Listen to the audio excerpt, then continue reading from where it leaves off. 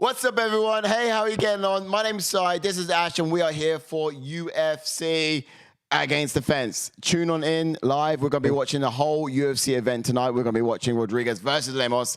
Ash, how you getting on, bro? How are things? Yeah, mate, I'm doing fantastic. I've been hearing a lot of negativity. As you know, a lot of people do sleep on fight nights, and obviously because they're females in the main event, people are still sleeping on it even more. Even still. Again, this is what I'm saying. One of these fighters could potentially fight for the belt next if they get that win. Obviously, Lemos, if she defeats Rodriguez, obviously Rodriguez is up there.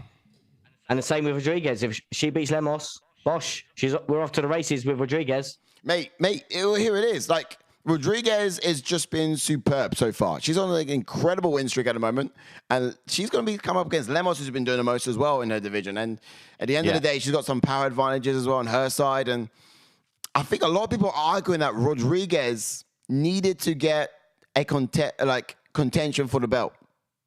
Yeah. At this point in time, she was doing great. There's no reason why she shouldn't have either. It's just, you know, there's a lot of competition here, and Lemos is there and available. But no, man, it's still quite exciting. And I can't wait to get into it, to be honest with you. Yeah, so no, it's gonna be a great card. Obviously, we had a little bit of change to the main card. We had Chase Sherman. A few changes, not just the one. Yeah. He's off the card now. Apparently, Josh. I can't. Let's have a look. What was his surname? But yeah, Chase Sherman's opponent apparently woke up, and he was not feeling that great. So again, Chase Sherman's not fighting now, and Derek Minner, he's moved up to the main card. So interesting fight that is going to be as well. We also had Jailton Almeida and Madsen, which was cancelled because that was supposed to happen too. Yeah, I was excited for Jailton Almeida. Obviously, he's a top talent in the heavyweight division. Yeah. I was excited to see him, but. Again, he's not fighting, so yeah. Nah, this is interesting one. Should we get the fight card up nicely? Yeah, why not? It's about time for it. Okay, you run for the fight card. I'm having some buffer issues on my end, but you go in for the fight card. Yeah, you go for the fight card. I've got to check the screen because it's buffering. All right, so we're going to jump into the fight card then. So we've got Grant Dawson taking on Mark Madsen. Again, that's going to be a wrestle-heavy affair in there, honestly. Both guys do go for takedowns quite significantly and very often.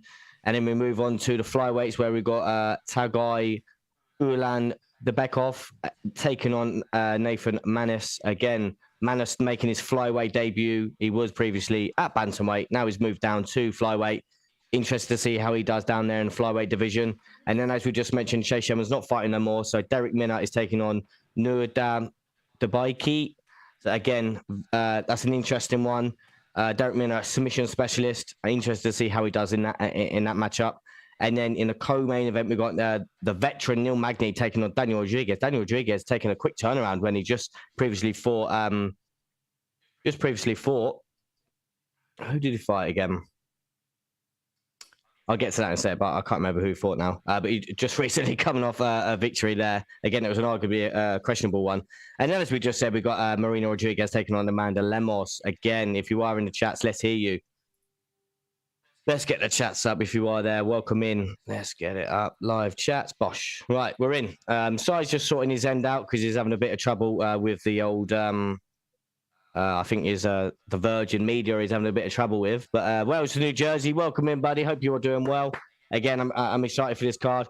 Hope everyone is as well. Again, don't sleep on these fight nights. We've had some good finishes so far on the card already. Again, never sleep on these fight nights. Just waiting for Sai to come in. Get rid of that for now. Welcome in, Wales to New Jersey. Hope you are well. Move that over there. Get rid of that. Oh, I can hear you. Just resetting it, no worries. Oh, no. That's it. That's who Daniel Rodriguez, Li Jingliang, that's who we just beat. Again, that was a questionable, everyone was saying it was a questionable decision for D-Rod to beat Li Jingliang. Interesting one. Again, the main event, just to touch up on that as well, Amanda Lemos. Again, just coming off that submission win of Michelle Waterson. And before that, coming off a loss to Jessica Entourage. Again, that was an interesting one. She was doing so well in that first round as well. So interested to see how Lemos comes back because Rodriguez's stand-up is very good, but so is Lemos. Lemos is big for the division. I'm interested to see she has great leg kicks. Interested to see how she utilizes them. Welcome in, Shango V. Welcome in, buddy. Hope you're okay. again, as I was just mentioning, buddy, we've had some good finishes so far in the prelims. We just had Miranda Maverick picking up a dominant win there. Could have had a submission win and a submission victory in the third round, and then she could have had a TKO in the second. Always exciting to see Miranda Maverick fight. She's an absolute dog. And I think at the end of it, she was calling out Meatball Molly. So interested to see if Meatball Molly beats Erin Blanchfield. Again, Blanchfield's going to be a tough one for Meatball Molly, but if she does get past Blanchfield, but then again, like, you know what I mean? I don't think Molly will take someone below her, because I think we'll be off to the races if Molly beats Blanchfield. Just while Sai's getting on with that, again, if there's anyone in the chats, welcome in. I'm just going to jump in while Sai's sorting out that. And if I need to go into a few more details with things, I will get into them as well. Yes, 100%, buddy. Never sleep on fight nights. On the prelims, like we say, happens 70%. Mate, honestly, like there's a lot. I understand that there's a few. I wouldn't call them casuals because they don't watch fight nights, because there is a lot of veterans out there that don't just watch the fight, don't watch the fight nights. But it's just one of them things. But again, you just never sleep on them, buddy. But I'm gonna jump. Sai will get the fighters up in a minute, but we're about to jump into Mark Madsen taking on Grant Dawson. Again, this is going to be a great matchup. I can't wait for this matchup. I'll jump into Mark Madsen and get the fighters up for the first fight, Mr. Brown. All right, cool. And take us back as well. Back. Jump into Mark Madsen, then he's got a pro record of 12 wins and 0 losses, undefeated. He's got 3 KOs and 3 submissions and has 6 first-round finishes, and has a UFC record of 4 wins and 0 losses. And he made his UFC debut in 2019 and has never been KO'd or submitted. And obviously, he's on that 12-fight win streak. Yep, no, indeed. Bit more on his fighting style as well. He's an orthodox fighter, brown belt in Brazilian Jiu-Jitsu, high school wrestling background, physically strong in the clinch, this guy. Like, he keeps a solid base, and he looks threatening in those takedowns also. Like, he stays composed when you're on the ground. He uses a lot of shoulder pressure, softens his opponents up on the ground, and he does that to sort of create an opening to sort of take the back and sort of attack the rear naked choke. He loves that move. He really does. But he's got these fast leg kicks and rounds off his striking combos with launching his overhand right. So, like, he's got power. He's got power in his striking ability too. And it's something that's been developing over the years. It's not been always there. I feel like he's been more of a wrestler first, striking second, but his striking is catching up. He uses a lot of feints to master that overhand right, and he does it quite well. Yeah. Yeah, indeed. So well said there. Obviously, Mark Madsen undefeated. Taking on Grant Dawson. It's working now. It's working now. Oh, fantastic. Yeah.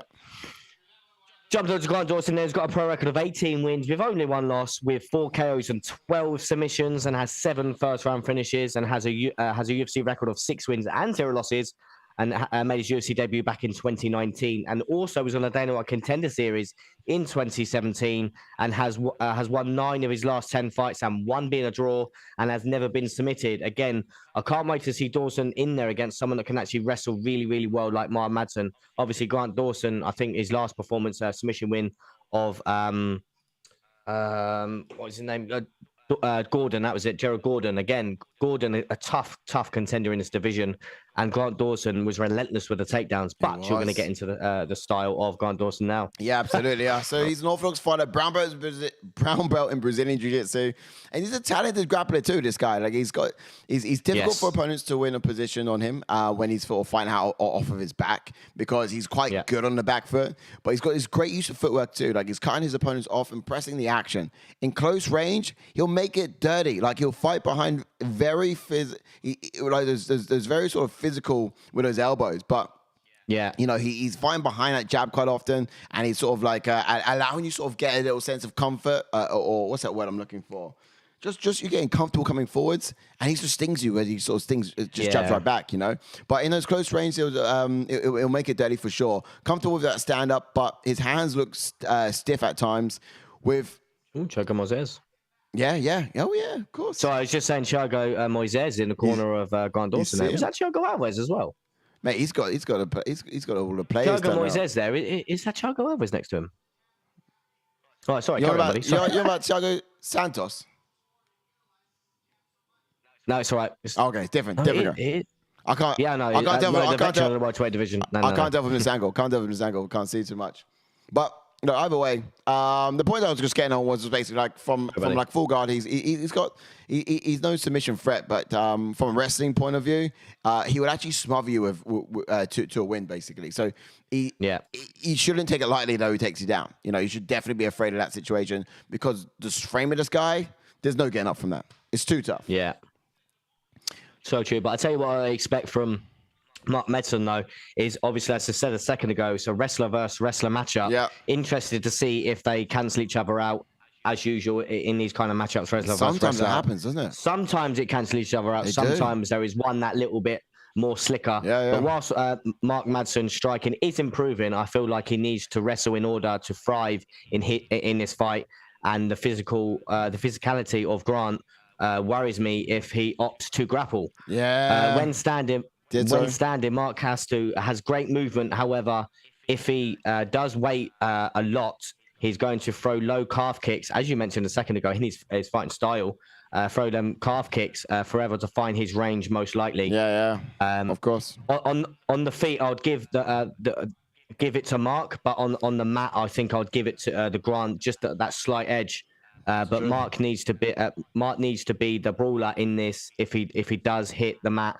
If it doesn't hit the mat, sorry, he will have to be active. I would like to see more striking from him in this fight, though. Yeah. And just quickly before you get into the points, Output for sure. Yeah, Shango V chiming in saying, Brad, the giant cut man is a big lad. No message. What's good, Shango V? Welcome in, bro. Welcome in. It's good to have you on board. You jump into Grant. Sorry, buddy. I'll get yours. Other question, comments in a sec, mate. No worries. No problem. Let's have a look where we're at. Expectations for Grant. All right. So basically for Grant, expectation-wise, he's going to be relentless in shoot for the takedowns, I think. He was in his last fight, and he's probably going to be in this fight as well, let's be honest. I'd like to see him actually sort of feinting with those takedown attempts if possible, throwing those hands up top when he can just to catch Mark unaware. That would be quite wise if he did that. But it might also be wise for him to sort of to fight off of his back foot. Let Mark come forward so he can strike the lead leg as he plants on it and he puts his weight there, so it can really sting him with that. But if he doesn't do that, other than that, you know, Dawson, he's not going to like the brawling aspects of Mark. So he would actually either want to be at kicking range or he's going to want to be right in there with the grappling. So he's got to be up close, I think. So it's one of the two for sure. Get ready with it, mate. Time is up. We're in. Okay. So here we are. This is the first fight on the main card. First round, round number 1, Grant Dawson versus the Mark Madsen. Wow! Straight up. Oh, you dropped him already? Already. He dropped him already. Oh, Christ. Look, Grant. This jab, they dropped him. I'm telling you, Dawson does not like hands. He really doesn't. Where did I go in this one? Did I go Dawson? I went Mark on this one. I'm not sure. You went Dawson, didn't you? I went Grant. I did. I went second round sub. But this is what I mean. In these situations, this is what we're saying in expectations. Look at Grant trying to grab the legs. He's relentless with these takedowns, and he won't let go of it. Just going to jump to the chats quickly. Shango V saying agreed. This has been a chat lately about the UFC matchmaking. The fights made are more often now. But yeah, like the matchmaking, like wrestler versus wrestler. Totally agree, buddy. Yeah. And then saying, well done, they cancel each other out. Let's just see. Obviously, we got Grant Dawson taking it back now. Taking it back. He is. This is good. This is what I'm saying. Look, this is what I'm saying. Obviously, the wrestling heavy of Mark Madsen. He's just got the wrestler, and this is what I'm saying. As we said in expectations, I think like we were saying about Dawson having that edge just in the grappling. Yeah, constantly shooting for that takedown and constantly looking at the gadget. But the body lock. Body lock is his favorite thing. That's his best weapon, and with that, he is in control. But he really doesn't like the stand up. But no, yeah, it's true. It's true because like I mentioned a second ago, mate, in his last fight against Gordon, relentlessly going for the takedown, but his wrestling and everything is his bread and butter, and he's so good at grappling. We're seeing it because Mark Madsen's good at the takedown and good at wrestling, but when it comes to this side of the grappling aspect, then you got Grant Dawson all day long. Yeah, most likely. He's got the body lock and still trying to get his I've not seen many strikes from him. He's just trying to get his arm underneath the chin here. He's trying to. The thing about Mark Madsen though is that he's also a good grappler. He's a good wrestler. My initial thoughts on this fight was like, with the wrestling that Dawson brings to it, Madsen will be able to sort of counter it at least. And like you mentioned, it could cancel each other out. But truth be told, I don't know if Dawson knows how to fight any other way. Do you know what I mean? No, you're 100% right, and I agree with you saying about the wrestling of Mark Madsen.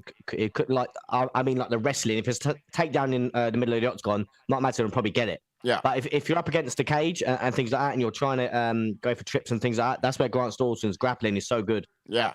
And obviously on the mat here, we're seeing it. It's an advantage. Oh, look at this. Look at this. Yeah. We still got just over 2 minutes to work here as well. Still loads of time for him to work. It is so much. I mean, I think luckily he's pulled back this round now, being in this position. True that. I mean, in all honesty, I think if it remains like this personally, I think if it remains like this, like like on the ground, it's got to be Dawson's fight. If it stays standing up, Madsen's got this. Like he's got fast hands, great striking. So yeah. Shango V chiming in again, saying Dawson, amazing ground position work, trying to look for the lock, but you are right, he will not stay on the feet at all. Yeah, no, 100% right, buddy. No. Again, if you just joined us, please do drop a like on the video, and if you are new, don't forget to subscribe. Yes, like and subscribe. No, this is content we put out every single week. We are going to be here. Hey, fucking UFC 281, your boy's getting slept next week. Oh my days! UFC 281 is going to be so sick. I cannot wait for it. It's going to be immense. I mean, look, UFC 280 was another level. Like we hit record level highs, and everyone's seen it. Like we had all of the fighters chiming in and watching the watch long during the fight as well. Like Vince Morales was there, Frankie Edgar was there. We had Sadiq Youssef chime into the channel as well. Like he was talking to us live on there. All of them. Still trying for this. It's insane. And I think like UFC 281 is just going to be another level. So guys, if you haven't subscribed yet, haven't liked yet, do that right now. You're going to enjoy the content we have coming out. UFC fighters watch it all the time, and you're going to enjoy watching it too. Still relentless, still trying to get it. He's not really. Mark Madsen's done so well defending this, or is it just the lack of attackingness of Dawson? Exactly what we said in the fighting style. The truth is, the biggest weapon the biggest threat you've got down there is actually that leg lock, because he's going to hold you there and just look busy. But truth be told, you got no submission threats really. He hasn't had a submission in how long? I'm not too sure entirely. Let's have a quick check. Who's that? Mark Madsen or Dawson. His last fight, he won by sub, mate. Oh, did he? Okay, well, there we go. Yeah, he did win by sub. Usually, he's not got like the biggest submission threats when he's down there on the ground. But otherwise, you can fight off relatively easily. And look, Dawson, I think with his pedigree on the ground, he can fight it off. He should fight it off. Gonna survive here. Yeah. But either way, when it comes down to the scorecards, oh shit, Dawson looks good. I didn't put that link in the old Discord, did I? What a numpty. Oh, no worries. Yeah, whack that on in. Whack it in there, my bad. I got to, in a second, press something on the camera as well. So we'll run a quick ad while I do that, just to make sure. We done? Well, the camera needs to, it'll turn off after 40 minutes, otherwise it'll go blank. So I got to Wi-Fi sync it. It's a long thing. Well, actually, it's a 20-second thing, but we'll run an ad while we do it. Running an ad? Yeah, we've got an ad, haven't we? Have we? Yeah. The fight picks. You know the ad. Fight picks ad. Oh, round 2. Here we go. Hold on. There it is. Yeah, get ready for round 2, though. Time is at the ready. One thing I am trying to figure out, though, actually, is why the number of picks is not showing up. It should. Okay. What, the subs? Yeah, it's not showing up, but it should do. Not sure why. That's all right. Yeah, we'll do it in time, wouldn't it? I'm interested to see when this round starts how early Dawson goes for that takedown. Now that he knows he's got that grappling edge. Mate, he did it straight away in the first one. I want to know how Madsen prevents it. Time is in. Yeah, that's what I mean. This is the thing. Now that Mark Madsen's hurt him, like, this is the thing. Like, does he go flying in now? And he's going to have to be wary of that takedown from Dawson. Because if he goes guns blazing, even though technically he should because he hurt him, can he, though? Because of the grappling. Here we are. There we go. They're standing up for a little bit of an extended time here. Oh, he can't do it. He's done it again. Oh. No. Runs him to the cage. Look at this. So, I mean, it's so relentless, man, but it's just so discouraging. Like, obviously, Mark Madsen he's been doing, I know he's only thrown a couple of strikes, but you can see, like, the edge that he has striking, but then you see the edge that it's frustrating. Dawson has. It's very frustrating. Yeah, so frustrating, man. If it just stays for a little bit longer. But here's the thing: when Oh, look at look at him holding on for dear life, holding on to the ankle for dear yeah, life. look, he knows. Oh, look at this. He's putting it. Holding on. Help! Do you only get like a 5-year-old that doesn't want to like let you go? You know, dragging him across the kitchen floor. Let go. Fuck it. Let go. Wow. How has he managed to hold that? Relentless, he man. only had an ankle. This. Yeah, obviously the defense. Honestly, did so well with the defense a second ago, but obviously Carl Dawson's got him. Literally did not let him go. It's crazy because the funny thing about this as well is just the fact that Dawson, this is all he's got. Yeah, this is the thing. If Grant Dawson can do what Mark Madsen done, and Mark Madsen's improved his striking, then Dawson could be a massive threat in this division because we're seeing now he's got a grappling edge over a lot of fighters. So if he can improve his striking, it could be a dark horse in this division for sure. Dawson, you reckon? No. Yeah, he's grappling so good, man. It is good. It is good. You're right. You're right. If he can improve his strike, but it's literally the limit to what he has. Yeah, it's true. It's true. Well said. Flattened him out now. Oh, man. Well, if you are in the chats, let's hear you. Yeah, who you got for this fight? Let's have a look. I have no idea who's going to win it. I mean, myself, I had gone for, personally, I thought this was going to be a fight for Dawson. Sorry, Madsen, Mark Madsen, just because of the stand-up ability. I thought he could shake off the strike. Oh, he's jumped into form out now. Yeah, truth be told. Truth be told. Oh, I don't even know. My word. Shangavi chiming in saying, let's be honest, Dana watching this will think Dawson is not a crowd pleaser, so won't give him the push. Yeah, true. He's not. He's not, is he? I mean, no. Very true. People boo all the time when he's up.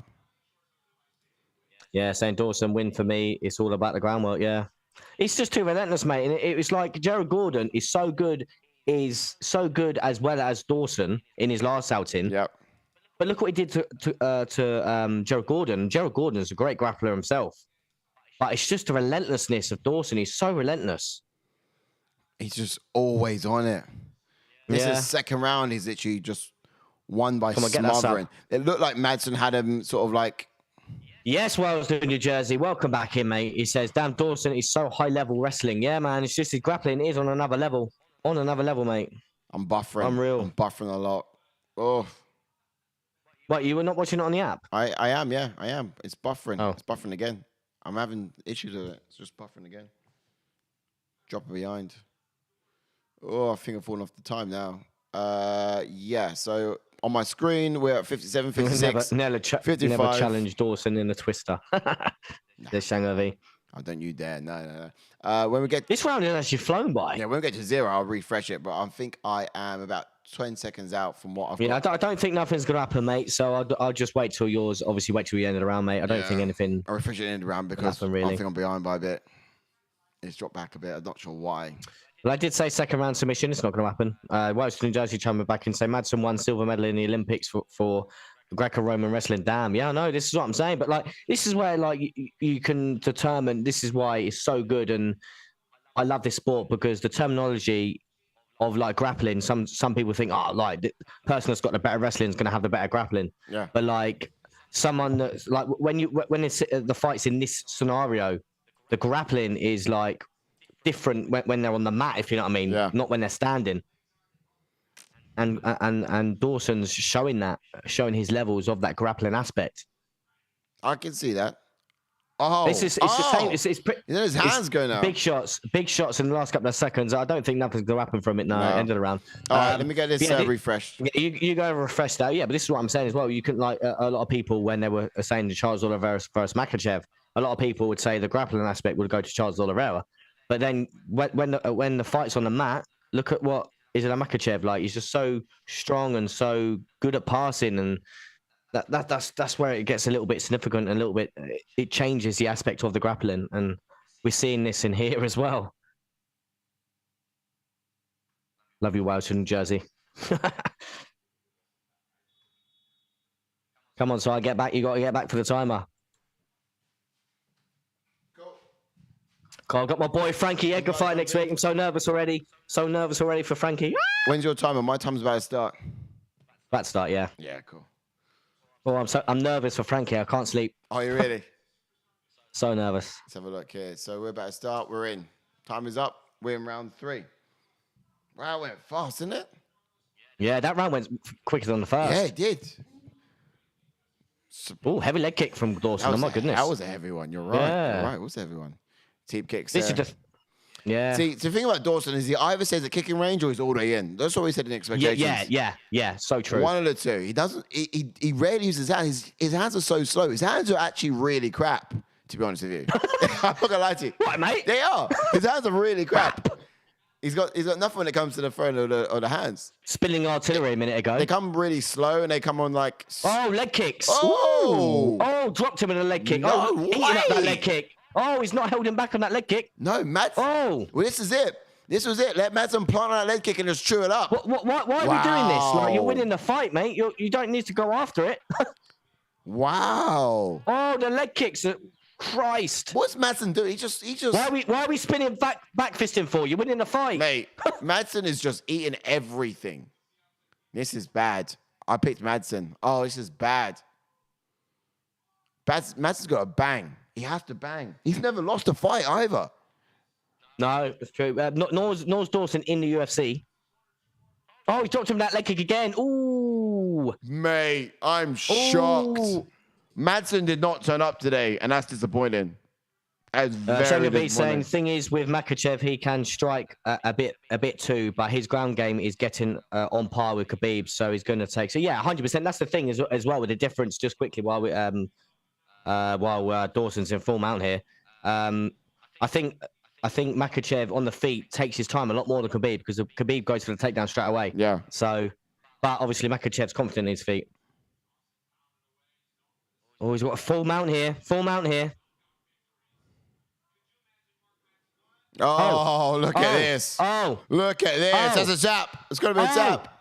Oh, he's taking. Oh, he's going to get rear naked. That's it. He's done it. Third round submission. He's tapped. Third round Yes. submission. What a submission. Submission for Grant Dawson. Third round. Another submission win. That's the first. Wow. Unbelievable. That's the first loss Mark Madsen's had, and he loses I like put that. second round sub. I put second round. Mate. But yeah, I'll take the 7 points. Mate. What a great performance, man, for Grant Dawson. Grant Dawson's relentless, man. But like you said, his leg kicks in that round were so good. Bruh. So good. Right So from New good. Jersey, wow. This is what I mean, crazy. This is what I'm saying. If Grant Dawson can improve his striking, he could be like, I wouldn't say he could be a contender, but he could be top 15. Let's just say that. Let's not say top 10. Let's say top 15. Yo. What a finish. He needs to be top 15. I mean, I was surprised that Mark Madsen is not in top 15. Yeah, no. It's one of them. One of them guys are ranked, actually. We have a ranked fighter here. Do we? Yeah. One of them are ranked. I'm pretty sure. First fight on the card. Yeah, we sure? got a ranking. We go to rank scenes. You know, Shangovic coming in saying Mads looked like a badly scouted. Scouted that fight. If Dawson improves his stand-up game, here's a problem. Yeah, that's what I mean, man. Yeah. It really could be. It really could be. So we're looking. You sure Dawson's ranked? No. Well, we don't have it. No, he's not. So he's not ranked. No, that's what I mean. Yeah. I must be fight too. I thought. Jump back. For a second, I thought we had a ranked fighter there. No, I think it's co-main and main. That's it. Did we have a? Oh no! Do you know what we did have a mix up on the card, didn't we? Change around. So just the two co-main and main. Co-main and main. Yeah, that's it, mate. I had the flyweight in there because no Tagir and No, the flyweight rankings. That guy's ranked, isn't he? Top 15. he is. Yeah. We got a flyweight. We got a flyweight one. I think there's 3 fighters, so I got to split up. I don't even if Nate Maness wins, I don't think he's gonna be ranked after that fight personally. But No.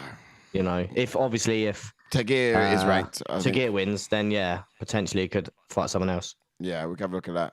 We're just gonna have a look. If I'm looking down, Tagir don't is- mind me. I'm just checking. Tagir is ranked. Yeah, so that's the rank we got for Tagir.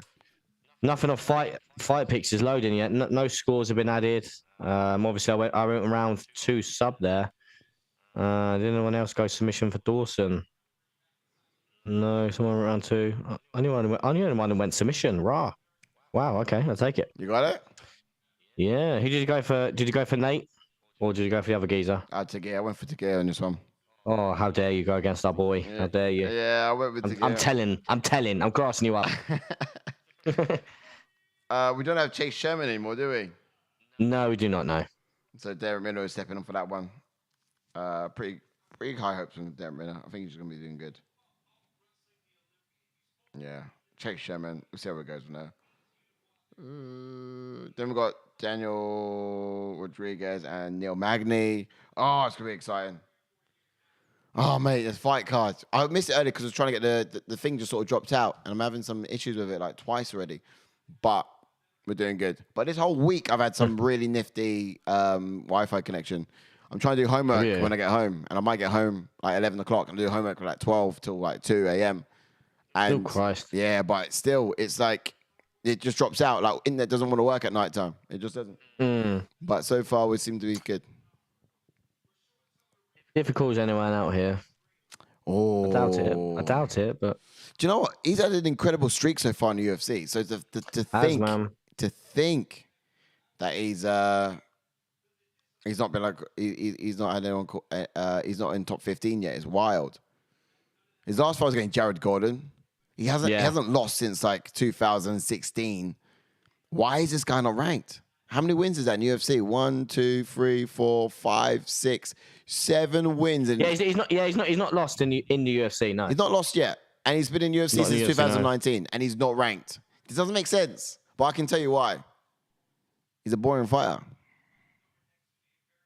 He's a boring fighter. He doesn't set your hair on fire. He doesn't blow your hair back. Saying he's trying to say he's a con or something.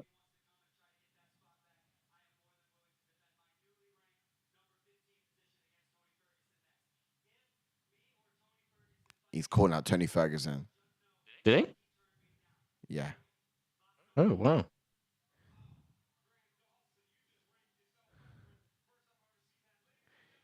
He's literally just ranked himself. Sorry, Shanghai V chiming in. I don't think he doesn't realize yet. He's boring. Mate, he's not boring. Of course he is. Of course he's boring. No. You literally just took him down. Got the finish.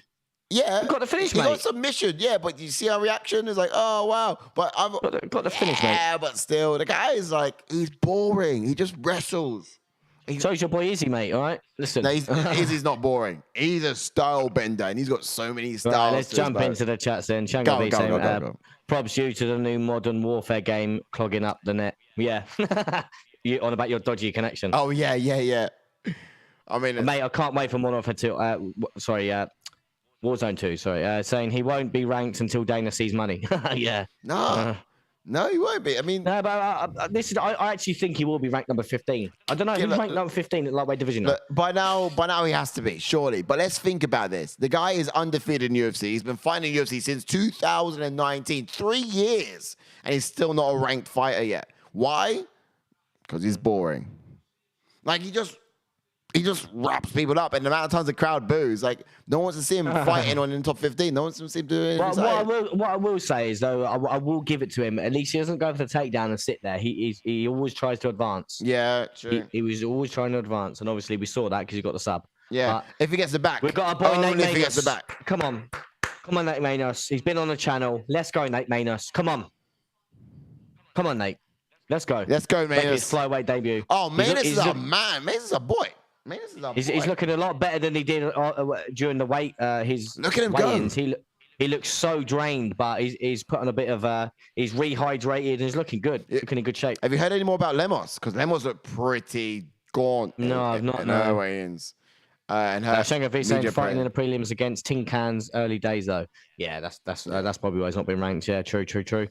Wales, New Jersey, what we just saw from Dawson is exactly what Jared Gordon is going to do. Mate, that's exactly it, mate. You said it in one there, Wales, New Jersey. I think that it's a tough fight for Paddy, and Jared Gordon is going to cause Paddy a lot of problems. Yeah. Because if he ends up on top on Paddy, I know Paddy's got a good submission game, but Gordon is relentless, the same as Dawson. Yeah. So Dawson, it's going to be an interesting fight. Dawson defeated Jared Gordon round 3 submission. Yeah. So it came in a late round 3 as well. Yeah. So look, Paddy, we've not really seen him get to round 3. Dawson's gonna be quite a durable fighter.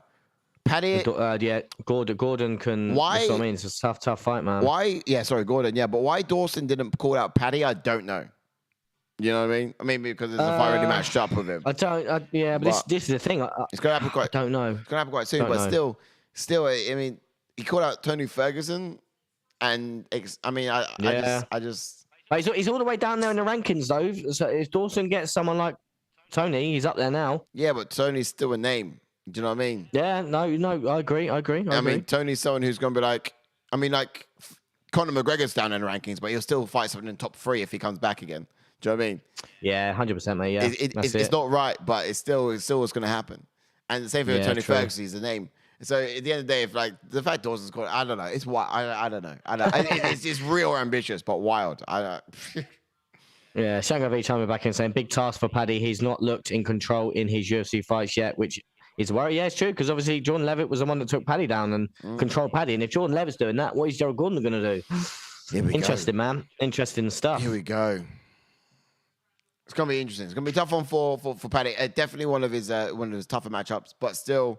If he can stuff the takedowns, then I think Paddy's going to cause Gordon some problems on the feet. We got to see some duration from Paddy. We've not seen him go the distance. We got to see him overcome adversity and go the distance. We actually have seen him overcome adversity. Well, he's overcome adversity twice. Yeah, but early, I know what you mean. I know where you're coming from. That was early on, but let's see him do it. Gordon will take him into them deep waters, mate. Yeah, he's the fighter that will, and that's why they've made this fight as well. Yeah, we've not seen Paddy in deep waters yet. Not like third round deep waters. Yeah. So I'll be interested to find out how he performs in there. Right, let's jump into our boy Nate Maness. And let's be honest, that's where champions are made. 100%, mate. They got to do 100%. 5 rounds eventually, and if you can't do deep waters in the 3. All right, you're right. Let's go. Nate Maness, let's go. All right, let's get our boy Nate Maness up. If you do chime in, don't worry, we will get to the chats in a second. We're just going to get into the fighting points. Jumping to Nate Maness, then who's got a pro record of 14 wins with 2 losses, with 5 KOs and 3 submissions, and has 4 first-round finishes, and has a UFC record of 3 wins and 1 loss. And he made his UFC debut in 2020. He's never been submitted, and as I said at the start of this, he's making his flyweight debut.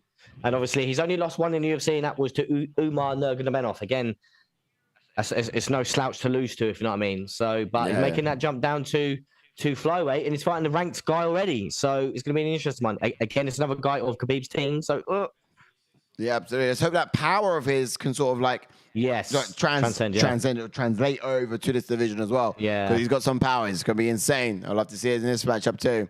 But he's an orthodox fighter. He does switch quite often, so he's orthodox / southpaw. Let's go with that. Yeah. But he's got this wrestling background, keeps a tight guard, very patient. He likes to sort of sit and draw out the opponent's fire before countering with shots of his own. And it's very wise of him as well, but a very counter-prone attacker. But he's very comfortable in the brawl too, this guy. Like his chin holds up quite well in those sort of scenarios. Does have a good chin. Yeah, remember that Luke Sanders fight and Tony Gravely as well? Tony Gravely was the one that he got dropped. Oh, my word. I swear that was just me and you watching that the last time. I think it was. Yeah, because we were. I thought Gravely had it, and then Nate Maness comes up and boom. Round 2. We sat with Nate Maness in an interview here on the channel, and we spoke with him about the whole scenario. He's like, "Hey, how do you come back from that? Being dropped and nearly out in the first, and come back and just like get it done in the second. Like it was night and day. It was night and day." But he has some really interesting things to say about it. But otherwise, this guy's he's very quick at taking the back off of his opponents and just going to work from the rear naked choke as well. So he's quite well rounded in terms of the fact that he's great, not necessarily in a takedown ability, but when the things hit the ground, he can maneuver himself around down there as well as sort of do some damage in the striking standing up. Yeah, 100%. And then jumping on to his opponent, then he's got a pro record of 13 wins with 2 losses. And has 1 KO and 6 submissions, and has 3 first-round finishes, and has a UFC record of 2 wins and 1 loss. And he made his UFC debut in 2020 and has never been KO'd or submitted. No, never has. Again. So, fighting style. Interesting one. Tagir. Tagir, sorry. Ulanbekov. Oh, love that. Ulanbekov. There we go. Ulanbekov. Tagir Ulanbekov. So this guy's orthodox fighter. He's got a lot of straight weaponry, this guy. Like, he's simply simply the best. But why not? Why not? He's great. He's got Khabib in his corner. He's got some very strong like coaches and trainers are like around him, and so he's certainly sort of sharpening his tools. But he's got a lot of straight weaponry, simple and effective 1-2 combinations. But he hasn't got a lot of striking variety. Let's be honest. Like it sort of comes in that variation. Then you got the takedowns. You know, it doesn't really mix up in terms of having elbows or dirty boxing or clinch work or hooks and rounds. You know, there's a lot more that you can see from fighters in the octagon, but this guy does very effective 1-2 combinations. And, you know, so far, that's all he's needed. But having Khabib in his corner, it would actually be an offense for him not to be able to wrestle. So he does. Illegal. Yeah, right? Imagine. He does sport that Dagestani, Sambo style wrestling very well. You know, he fights well off of his back foot. He will get actually, it'll sort of get at you, sort of chase him before switching directions on you, and just sort of like shooting for those takedowns as well. So it doesn't always press forwards. It sometimes allows you to have that false insecurity. You're coming forwards, then you just change levels on you, and this will get a 10 as well. Like, he's really wise and clever in doing that as well. But this guy's he's a great all-round fighter on the feet and predominantly in the grappling wrestling as well. Given his size, it doesn't make sense, does it? The frame of this guy, he looks quite skinny, looks quite scrawny, but the amount of the way he can sort of control people, that's in the Dagestani Sambo style wrestling that he gets from Khabib, and it's just impressive to see. Yeah, we'll get to the shots in a sec, don't worry. Yep. But what I'd expect from our boy Nate Maness then is he's got to be the quick and to react and scramble out of the danger of Tagir and shoots on it when he shoots on him to make sure he stays off the fence. Power will certainly be on Nate's side. This is so 100% wants to keep this fight standing and use his power. He will want to take a leaf out of the book of Tim Elliott. Yes. His last, obviously, Tagir's last opponent. It was, Yes, and he did so well in that fight and constantly put hands in his face and use feints, switch stances, and use a high volume in his stand-up. His hand speed could be key, picking Tagir apart on the feet in case... so piecing him up on the feet, his best chance of winning, he should have a little fear of Tagir's striking, as you mentioned a minute ago. He hasn't got the strength. He hasn't got the power, really, has he? No, that's it. But I think particularly as well with Maness, he needs to not wait, because he does wait quite a lot. Yes. But ultimately, you're absolutely right, because Tagir and Tim Elliott, when they matched up before, that's exactly how someone like Maness wants to fight this fight. Because Tim Elliott's got great movement on his feet, though. He's very awkward, isn't he? He's very awkward. He's so awkward. He moves constantly. Weirdly. Just put bad jabs in his face, and that'd be wise. Yeah, super wise. That's it. That's what I mean. Timer is at the ready. Nice. But expectations on my side. Look, like Nate, Tagir would actually want to take a leaf out of the book of Nate's last opponent, Umar Nurmagomedov. Let's be honest, right? Yeah. Oh, shit. Utilize the wrestling, the Sambo wrestling, and just try to find the back if he can. Tagir will likely get to work fast, throwing jabs at him as soon as he can, and just sort of keep testing him on the ground if he can. You know. Here we go. He's fast now. The jab's going to be there. He's going to do some leg kicks too. Come on, Nate. And he's going to get the takedown real soon. But Tagir would actually likely get to work fast from those jabs. But if the fight does hit him at, Tagir will most likely be the one grappling, getting the position, and just have that patience as well. Constantly attacking the base of Maness to keep him from finding his feet. So here already, they're initiating some sort of exchange. Wow, he's dragging him. The takedown's coming. There we go. Hey, he's on his back. To the chats then quickly. He's on obviously, the back. saying UFC seems to set up tough matches if you drop weight. Obviously, referring to this one. Clear that one. And then Shangovic coming back in. Could be a decent this if we have trained and scouted well here. Yeah, 100%. And then Wales in Jersey is saying, let's go, Nate. And again, he's on the mat again, like you said a minute ago. Right. He needs to take a leaf out of Umar Nurmagomedov's book and hold him down, because that's obviously Nate Maness didn't really have any offense or any defense against Umar. But then again, that is in the bantamweight division, where Umar's going to be a lot bigger than Tagir. Yeah, look at. But obviously, this is what I mean. He needs to work his way back to his feet. Obviously, there's not much size difference in his fight, so I think he just needs to scramble and rely on his strength. Even if Tagir tries to take the back, try and use your strength. Nah, yeah, I hear you. He's in a good position up against the cage, though. He's in a good position to try and. I think his strength him off. is only gonna be relative when it's standing, and it comes in form of left jab, right jab, or right hook sort of thing. That's where his strength's really gonna make him really matter. But it's sort of like fast twitch muscle dexterity that you can see in someone like Tagir. Like that's the style of Sambo. Like you can, like look how scrawny this guy is, but he's got an ability. Look at this. Oh, he's going for guillotine. He's gonna guillotine. This is tight. Oh, this is so tight. Shit! Look, you see? He's gonna go out. He's gonna go out. Way. He's gonna go out. He's gonna go out. He's stopped it. There's a trap. No. Stunning guillotine there from Tagir. Wow! First round submission for Tagir. Subs Nate Maness. Damn it. Damn it, Nate. Damn. Sugar. He found that one real fast. Yeah, that was so tight. He was literally about to take his neck off. He really was. Wow. There was no defense there. He was just trying. There was no trying to fight the hands. Look at this. Wow. Trying to find his feet. And look, how is it? Well, New Jersey is saying no shit. How did he not go out in that as well? How did he like get an angle on his hands like that?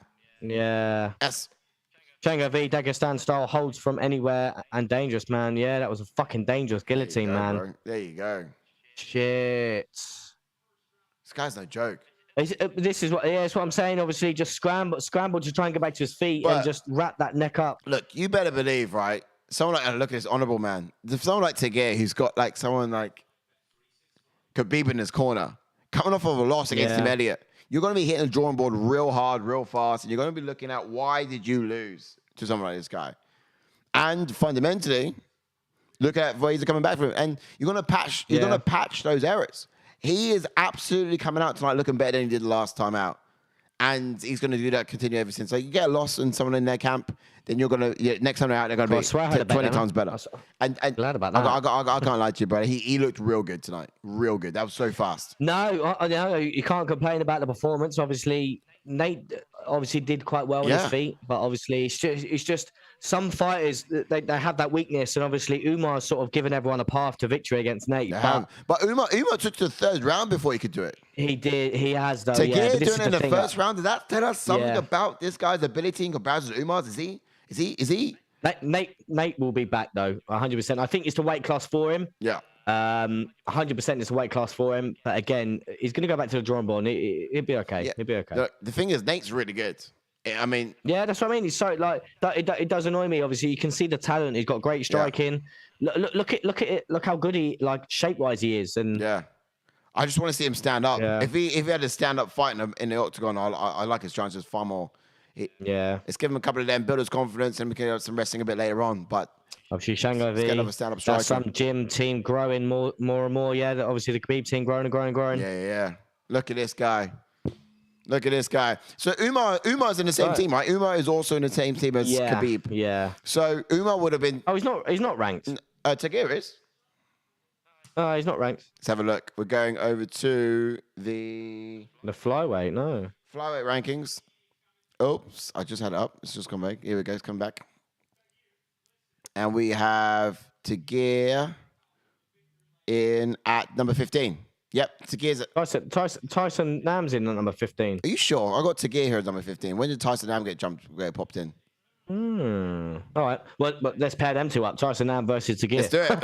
Let's find out who deserves to be in top 15. Definitely. I'm looking at this and I can see Tagir is in at number 15. And I took this from the rankings. What day did I take it from rankings?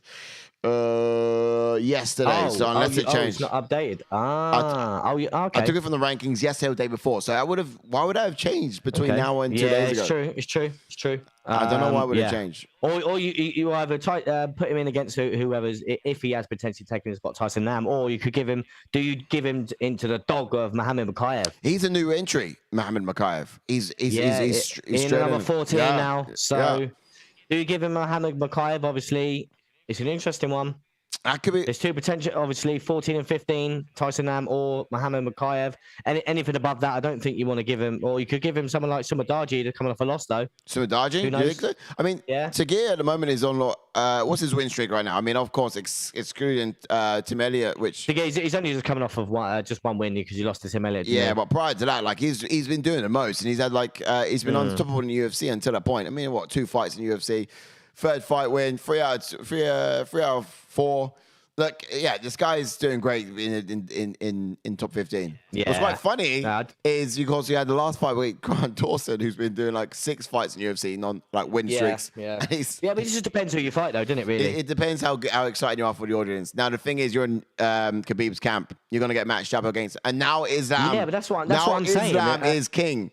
You know, they're gonna start pairing him against some names, and everyone's looking at Islam at Khabib's camp. Look, who's in the corner? Khabib? Look behind him. Who's in the corner? Khabib's. I don't think Khabib's there, but Umar. Umar's right there. Obviously, he's in the corner. There you go. His last opponent. There you go. Umar's literally telling him how to get this done. Yeah, took him down shot, and obviously, yeah. But I think the only 2 realistic matchups: Mohammed Makayev at number 14 or Tyson Nam at number 15. Yeah. Or if you want to leapfrog him because he's in, like you mentioned, he's got a little bit of hype behind him being in the Khabib's camp. Do you give him Sumadaji in at number 12? Who knows? But jumping into the chats quick. Wilson New Jersey says, I want to see Bo Nickel versus one of them Russians. Mate, Bo Nickel, man. I can't wait to see him fight. I'm such a shame he's not fighting in December now because an injury. But yeah, I'm excited to see him fight because his wrestling is on another level. That would be good. And then Shango V chiming in saying Big Bo looked a bit out of it in his depth till he pulled out that amazing stand-up sub win. I worry he's getting rushed too much. Yeah, it's one of them. Sometimes there is fighters that get rushed a lot, and there's fighters that will take the slow and steady approach. Who knows? Who knows? Oh, yes. Welcome in, Nolan Zebra. Welcome in, buddy. Yes, Nolan Zebra. Welcome in. Chiming in saying, all right, chaps, first night shift back in a while, so cheers for keeping me updated. Mate, constantly. We got you, bro. We got you. Are you not entertained? Don't forget to drop a like on the video for us, buddy. And if you are new, don't forget to chime in. Don't be shy. Always. Come on. Always. We're a UFC fan channel. We get you through. Obviously, we just had Tagir beating our boy Nate Mania. Sad one for Nate. He's coming off. Is it 3 losses now or 2? 2 losses. Two losses now, yeah. But it was Umar before that, and now looking at his frame and looking how he recovered. Yeah. So obviously he looked so bad in the obviously during the weigh-ins, but he looked great there. He looked great there. Looked refreshed. Looked at obviously back to full health and obviously hydrated. Who do you reckon they're going to give him next? Said Nurmagomedov? Yeah. They're going to give him Khabib next. Let's get everyone of Khabib's camp out. Is any more Khabibs? He's going to drop to Antonweight. Do you know what I mean? Any more? Do you know what I mean? Let's get that next guy. Nice, poor guy. Oh wow! But he's gonna be fighting Islam next. He needs a striker. The guy's good. We gotta see him against a striker. Like, he's incredible, Nate Maness. We love the guy. He was on the channel. We had a talk with him. Genuine character as well. And he's got some great legitimate skills. We just gotta see him, give him time to get it off. And his wrestlers, unfortunately, I just sort of put him on the map before he gets a chance to show us what he's got. So yeah, I'd love to see more from him real soon. Hopefully soon. Yeah, I hope they give him another chance. Hopefully they give him another chance in that flyweight division because I think there's a lot to come from him in this division. Oh, yeah. Obviously, looking at him, a lot to come from him. Yeah, stand up. The guy's a dog. Yeah. All right. So real quick, what we're going to do real quickly, I'm just going to sort of the camera out, but we're going to go to a quick advert. So you guys, here's a little bit about the Against the Fence customs, if you like. So we have a whole fight league. If you're not in it, you should definitely be getting in it. I'll show on a quick ad, show you exactly how it works, how to get into the fight league. But we keep competing week on week against each other and a whole community of fight fans as well. And for example, Ash, who did you say for that last fight? And how did you say it was going to finish? I actually had Nate Maness by decision. Oh, did you? I went with Tagir, and I think I said 2nd round sub. Or maybe, did you? Maybe 3rd round sub.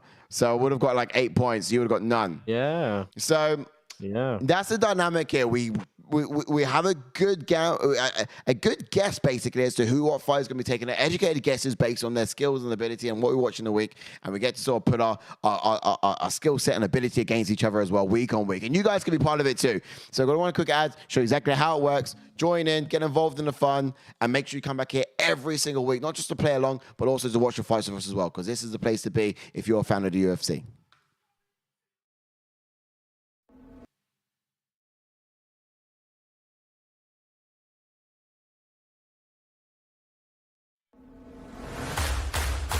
playing.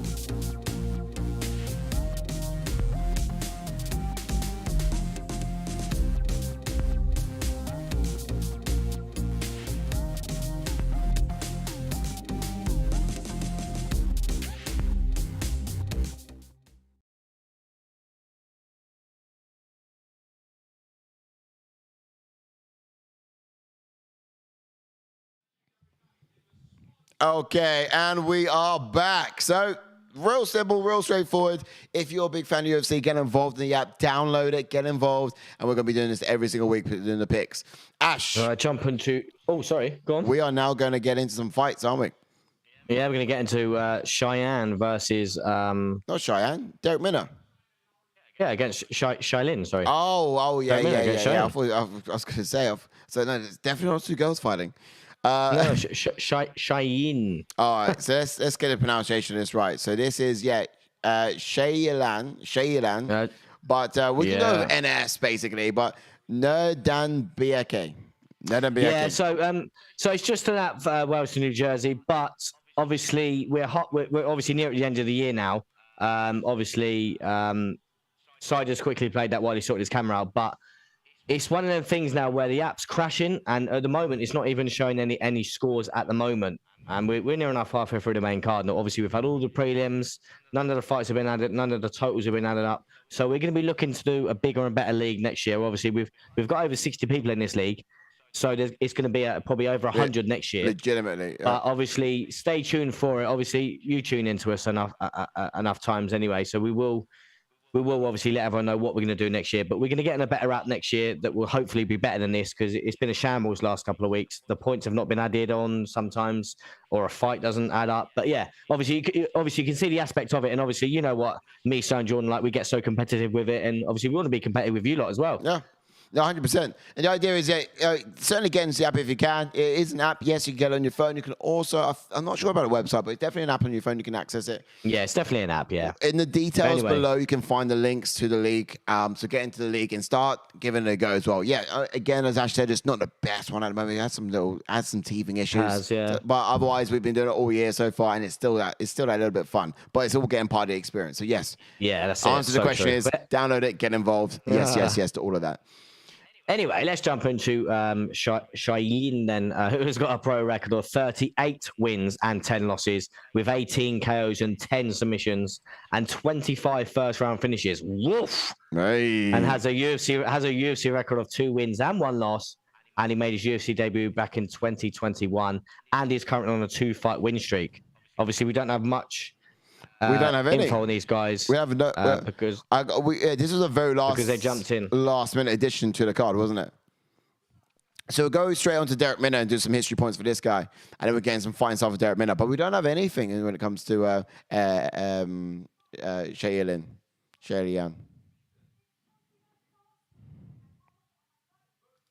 Yeah, I'll jump into history points for Derek Minner. Sorry, I'll jump into history points for Derek Minner because obviously we've not had obviously it was a late edition, so we've not had time to do some tape and things like that. But jump onto Derek Minner then. He's got a pro record of 26 wins and 13 losses with 1 KO and 22 submissions. And he has 21 first-round finishes and has a UFC record of 2 wins and 3 losses. And he made his UFC debut in 2020 and also was on the Dana White Contender Series in 2019. And he's desperate for a win because he has lost his last 2 fights. So he needs a win. He's also another member of the ATF crew who has jumped on the channel. Hasn't fought since he jumped on the channel. So let's hopefully, we've given him to come up and have a win jumping off the channel. yeah. I mean, look, we wish you the very best for this guy. Always an exciting fighter. But this man knows his submissions, and he can actually fight anywhere. He's an orthodox fighter with aggressively wild, dirty boxing, let's be honest. But he's got his smooth submission transitions as well, like on the ground. Like he made it easy work at putting Charles Rota under constant threat in his last outing, or maybe his outing before the last even. It's about 2 fights ago. That was a while back, but it was really impressive to see. Like if he gets you to the ground, he would actually sort of stick you. Sorry, say again. Yeah, it's going to be key for him to do in this fight because obviously Shailin is a beast. Yeah, he's just got to stick on him like glue, honestly, and just make it near impossible to sort of regain any control, any position, or even sort of find defeat. And if he can do that, then look, fantastic. But he likes to keep it really close. You can see right now, a submission attempt he just had there. I'm not sure the guy is fighting there in the highlights. Get the fighters up, mate. But yeah, that's insane. Yep. Good shout. We are number 3. It's up. But yeah, either way, super excited on the ground. And it's not like Grant Dawson or either. Like, I find Grant Dawson to be quite boring. Like, it's my own personal opinion when it comes to like. Yeah, Derek Mina's got some great scrambles though. Honestly, he's got great scrambles. And that's what makes it exciting. Is like there is some interesting stand up before the takedown initiates. You know. And he's gonna have to get his takedown early in this fight because it's an interesting one. Yeah, the hands are not to be meddled with. Is that right? Yeah, honestly, yeah, this guy's a beast. Obviously, we're going to see him walk out and say, "Oh, here he comes, Shay Yilan, as a live and breathe." Who did you put in this one? I went Derek Minner. Did you? Ooh, submission or decision? I think I said he's going to grind out decision. Did you? I said second round sub from Derek Minner. Yeah. Who we got in the chat? Anyone in there? Oh, I also went second round sub. Oh, you copy magic. Copycat. Who are you on about?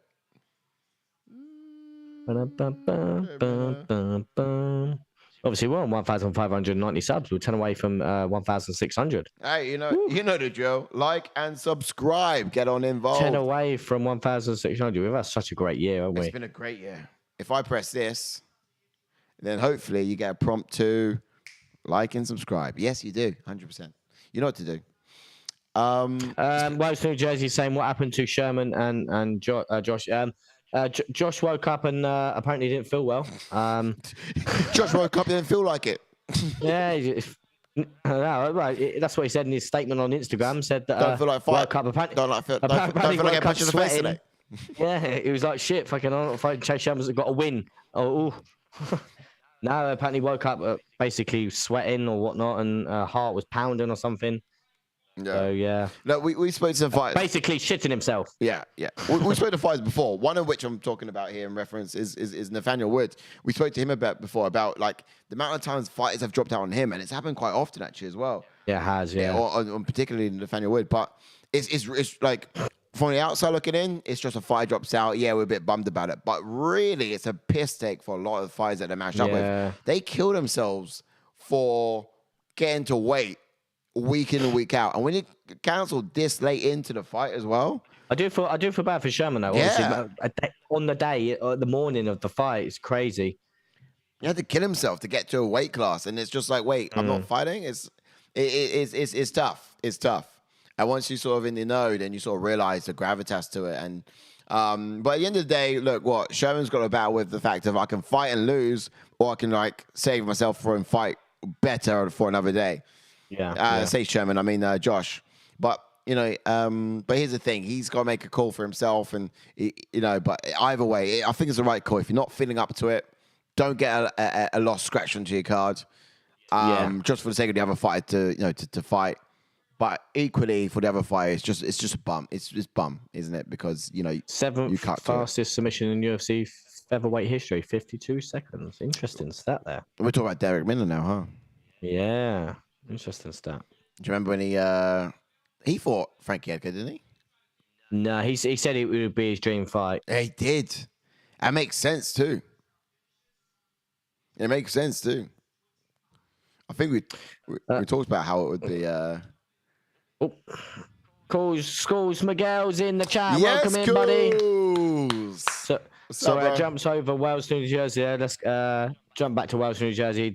The English lad hardly looked good in the mate. Jake Hadley, looked quality. He had a great performance early in the prelims. He's coming from Cage Warriors. Obviously, we've been to Cage Warriors a couple of times, which was on yesterday as well. Yeah. Was that Modestus? Yeah, Jake Hadley looked great. Yeah, Modestus won. He's back to winning ways. Yeah. My boy. Yes, Modestus was fighting yesterday. But look, Modestus was in the UFC before. For those of you guys who don't know, now you should definitely know Modestus Bagauskas, the Baltic Gladiator. But he previously was on our channel, but he is also previously fighting in the UFC. And it was Khalil Roundtree that did him a really painful leg injury, which really chucks him out of the UFC because it took a while to recover from that. But also, he just needed to go back to the roots and just sort of train and get back into it. And oh, no. Course Miguel says he's had a bit of a downturn, got COVID. Oh, no. Hope you're okay, mate. Wait, no. He's talking about Josh, or is he talking about himself? Course Miguel. Course Miguel has COVID. Yeah. Says he's got COVID, yeah. Or is he referring to our conversation we had about Josh? No. He's only just chimed in, isn't he? Yeah. Had a bit of a downturn, got COVID. I think we were talking about Josh. Okay. But no. You want about yourself or you want about Josh then? Yeah, Parisian. But either way, yeah. There we are, yeah. Bro, he got COVID. Oh, I got COVID. Oh, no way. Cool. Hope you're okay, buddy. Mate, yeah. All you need is a bit of cup of cocoa and ATF, and we'll hook you up, mate. We'll see you through it. You have yourself some lemon. Rumor has it, I spoke to this Russian guy before, this Russian cat, and he was telling me about the perfect cure to the cold or the flu. Mustard in the socks, shot of vodka, lemon tea. I'll behave, mate. I mean, this is it. You sleep with mustard on your socks, and you put it in. Your feet will smell in the morning, but apparently the cold will go as soon as that. Call Miguel, let me know if it works. I'm skeptical. I never tried it. Yeah, Shanghai V. Look, we're all a family here, mate. Says get well soon, mate. Yeah, look, 100%. Family of ATF. Love that, buddy. Right, get that time up. 100%. We're ready. Yeah, man. Thinking about you and hope you get well, bro. Yeah. Hope you get well soon. Oh, look at the frame difference, man. Come back to us 100%. Calls. Look at that. All up there next week. As well, saying it. Yeah. Love that. We got the Discord channel, so chime on in. Let us know how you're getting on. Hope you get back to 100 to winning ways soon. Calls is just such a legend. He's a veteran of ours. Yeah. Don't feel obliged to have to police the chats. We know you're. Oh, he's hurt his leg. Oh, he's hurt. What was that? Minners. Did he check it? Minners. No way. Oh, did he check it? Minner threw a kick, and it really hurt him. Oh, fly knee. He's literally getting all swarmed now. Oh. He's getting swarmed. Oh, no. He's defending nothing. Call it. You have to call it. You have to call it. He's not defending in like 15 strikes. Big shots. He's in pain. He's defending. He's big shots. He's throwing nothing back. Oh, no. Literally, you have to stop the fight. Oh, what's he done? Oh, big shots now. He's doing nothing. Oh, elbows. He's doing nothing. Wow. Oh, stopped it. Wow. First round finish. Damn it. Derek Minner again. Lost. Sugar. I want to see what happened. I want to see that replay. Oh, yeah, that leg looks nasty. But this is the thing. Like, why did he throw it again? Why did he throw it when he was backpedaling? I don't even know, bro. Did he check it? I think he threw it and it hurt immediately as soon as he threw it. Yeah, look at it. He's holding it now. It's giving him jip. I want to see a replay of this. It's giving him jip. Something's wrong with that leg from as soon as he threw it. Like he was compromised. And there you go. Shea Land just took full advantage from that point on. Welsh, New Jersey, this dude is no joke. He threw it. He landed it on the tip of the toe. And he threw it again straight away after. Yeah, that's what I mean. Why did he throw it again after? Balls Miguel saying groin injury. I don't know. No, look. Watch how he throws it. It sort of hits on the toe, and that really bends it in a bad way. It doesn't hit properly. Wow. West New Jersey. Wow. Shanghai V. Think he was trying to hide the injury. Yeah, you can't really hide it. Yeah, mate. Hide the injury. Let's throw my broken leg. Let's throw my dangly leg. Throw it again because I don't want you to know that it's in pain. Wow. I can't believe it. I got that one wrong as well. I can't remember if I put him in one of my bets. Don't know if I did. Don't think I did. Did I go? Don't mind me. Don't mind me. I did. Oh, bollocks. You did? I still got one more. I did, but that's all right. Still got one left. It's all right. It's all right. Damn, if he didn't get injured, though, what would have happened? Oh. Oh. Corey Miguel saying it looked like his thigh moved after he kicked. Obviously, I'll have to have another slow. I think when he landed the kick, it was like on the tip of the toe, and it didn't land on the shin or the foot itself. It was the very tip of the toe. So at that point, it really caused the leg to bend in a way to it shouldn't have. He just landed a kick at the wrong part of his foot. And it was all Shanga V saying that's an ACL or a DCL knee injury. Ooh, could be. Let's have a look. Who's standing? He's not even standing. He's not going to get his hand raised. No. He's not going to get his hand raised. That leg is giving him real jip. Look at this guy. Shaylin is ripped. He's a beast, man. Yeah. 22 first-round finishes now as well. Raw. Oosh.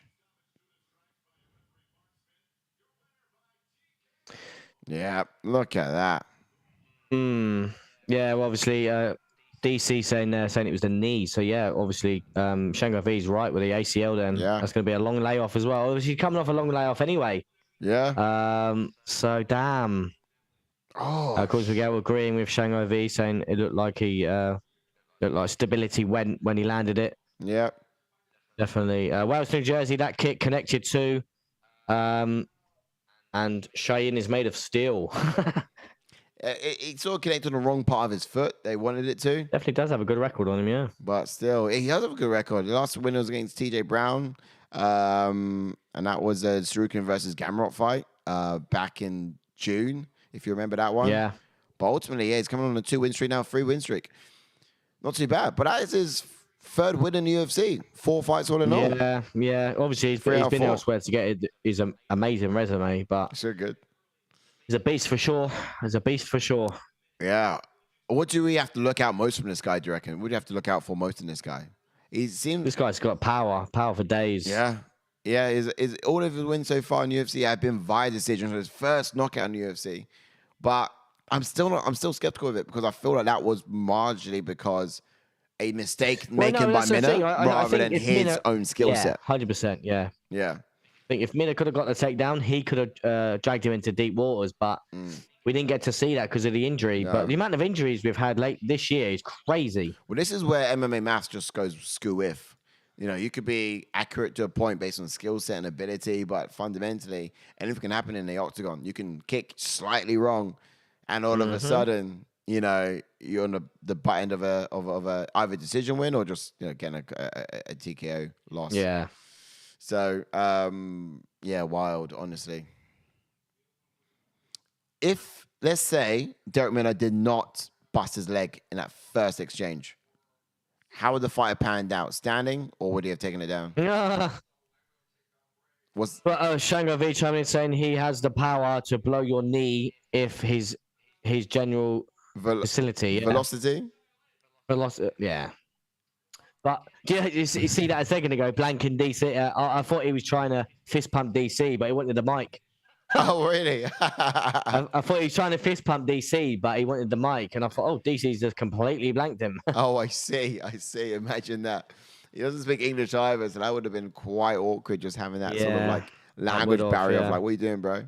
But no, the commentators never give up the mic, ever. You can't get them off him. You won't get them off commentators. You won't ever. Obviously, they're going to be doing a lot of promo. Obviously, they've got the promo of Carlos Esparza versus Weili Zhang. I think Weili Zhang storms Carlos Esparza first round. Mate, here we go. First round, dead. Here we go.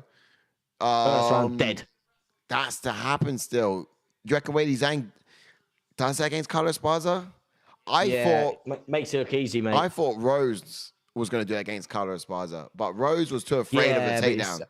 Yes, she went in there. I think Rose was so hesitant in throwing because she was worried about the wrestling of Carlos Esparza. Yeah. But the thing with Weili, she's not worried about anything. No. Look at that. The thing about Carlos Esparza is like, if you get dragged into her world, look at the muscles on her as well. If she can just drag you into her world, that's it. All over. Her world is her domain. And she rules that entirely. And that's just the ground. If you can keep standing, then great. You could do well. Problem is, they're going Rose Namajunas stays standing. It was like, you just didn't do enough. Do you know what I mean? Yeah. You didn't do enough. And True. it was embarrassing. You should have done more. Weili Zhang there doing the most. Nah, she's Beast. awesome. And training with the Triple C, she's improved. I don't think she's training with him anymore. No, not anymore. But when she was, since she had done, she added grappling, wrestling to her pedigree. Yeah, she did, and she lost another fight to Rose. Yes, she did. But wait, she didn't lose. How many times did she lose to Rose? Yeah, Twice. She did. You're right. Yeah. Yeah, but even still, but that was before Rose went up against Esparza, and Zhang still had more takedowns in that fight than she did in the first one. Like she looked good in the wrestling department. Looked better anyway. True. Some improvement there anyway. Yeah, Shango saying Zhang just looks all round pro and not rattled when she fights now. Yeah, 100%. Like it's just. We got the veteran in Neil Magny now. Neil Magny versus D-Rod. Let's go D-Rod. Come on, D-Rod. Go on, walk us through the history. D-Rod. I was just saying earlier when I went through the fight card, D-Rod's obviously just previously fought Jing Liang. Sorry. Again, that was everyone was saying that was an arguable win for Lee, but D-Rod picking up the win. And he's a quick turnaround for D-Rod, who has got a pro record of 17 wins and 2 losses. With 8 KOs and 4 submissions. Excuse me, sorry. And that's 5 first-round finishes and has a UFC record of 7 wins and 1 loss. And he made his UFC debut back in 2020. He also was on Dana White Contender Series in 2019. He is on a 4-fight win streak and has never been KO'd or submitted. No, great points there. Now, this guy's a southpaw fighter, Muay Thai-based background, calm fighter as well with savage power. Everything is actually composed and constant. Now, it would actually take one to land one, this kind of guy, kind of slip and rip kind of mentality. They would look to chop his opponent's leg to slow down their rhythm, punish the outside leg kicks as well. Very good lead jab, bearing in mind. He uses it to sort of announce his striking and his straight power left, if he can. But he uses that left kick to open up the body for the jab, and the left hand sort of follows straight after that, and it mixes it into striking to sort of really make it sort of flow really well. But fantastic boxing, throws everything in combinations, great rhythm, all around great striker. This guy, I'm always impressed when I see him in the stand up. Yeah, love D-Rod. Yeah, but then jumping on to the veteran Neil Magny then, who's got a pro record of 26 wins and 9 losses with 7 KOs and 3 submissions and has a UFC record of 19 wins and 8 losses. And he made his UFC debut way back in 2013. And he has also beaten former champions in Robbie Lawler, Johnny Hendricks, and interim champion Carlos Condon. And as I said there, he's only lost to the best of the best in this division. Yep, no, he literally has. He's looked quite good going out there. And then D-Rod's on a pretty interesting streak, so I would love to see how this matchup goes. But Magny's someone who actually has historically wound me up. I tend to find Yes. I tend to find he's a good fighter when he wants to be, and then he just like comes out a different guy when and it's like, bro, what, like, good fight when you don't want him to be, and ultimately. A shocking fight when you do want him to be. It's wild. I know, it's like 100% right. Yeah. And obviously, I thought in his last outing against Shavkat, he was going to show Shavkat his wrestling. But Shavkat was the one that took Magny down. Right. So, I mean, this is the thing as well. Every fight that Magny's in, where on paper he should use his wrestling to win the fight and drag them into deep waters. Like another one, for example, is the Max Griffin fight. Yeah. He didn't really take Max Griffin down, and he was getting hurt by Max Griffin on the feet. No. And that's what I mean. He's a very frustrating fighter. I still remember the first time I got really pissed at him, and I was against the Chiesa fight. I was like, why are you doing the same thing that doesn't work? Yes, true. But at the same time, like, I've gone against him this fight, and I feel like he might do. This was actually one of the hardest ones on the card for me to pick. It was my least confident pick, largely because Magny is just unpredictable every time he steps his shot. He is. That's what I mean, man. It's like, obviously, you count him out, then he goes and wins.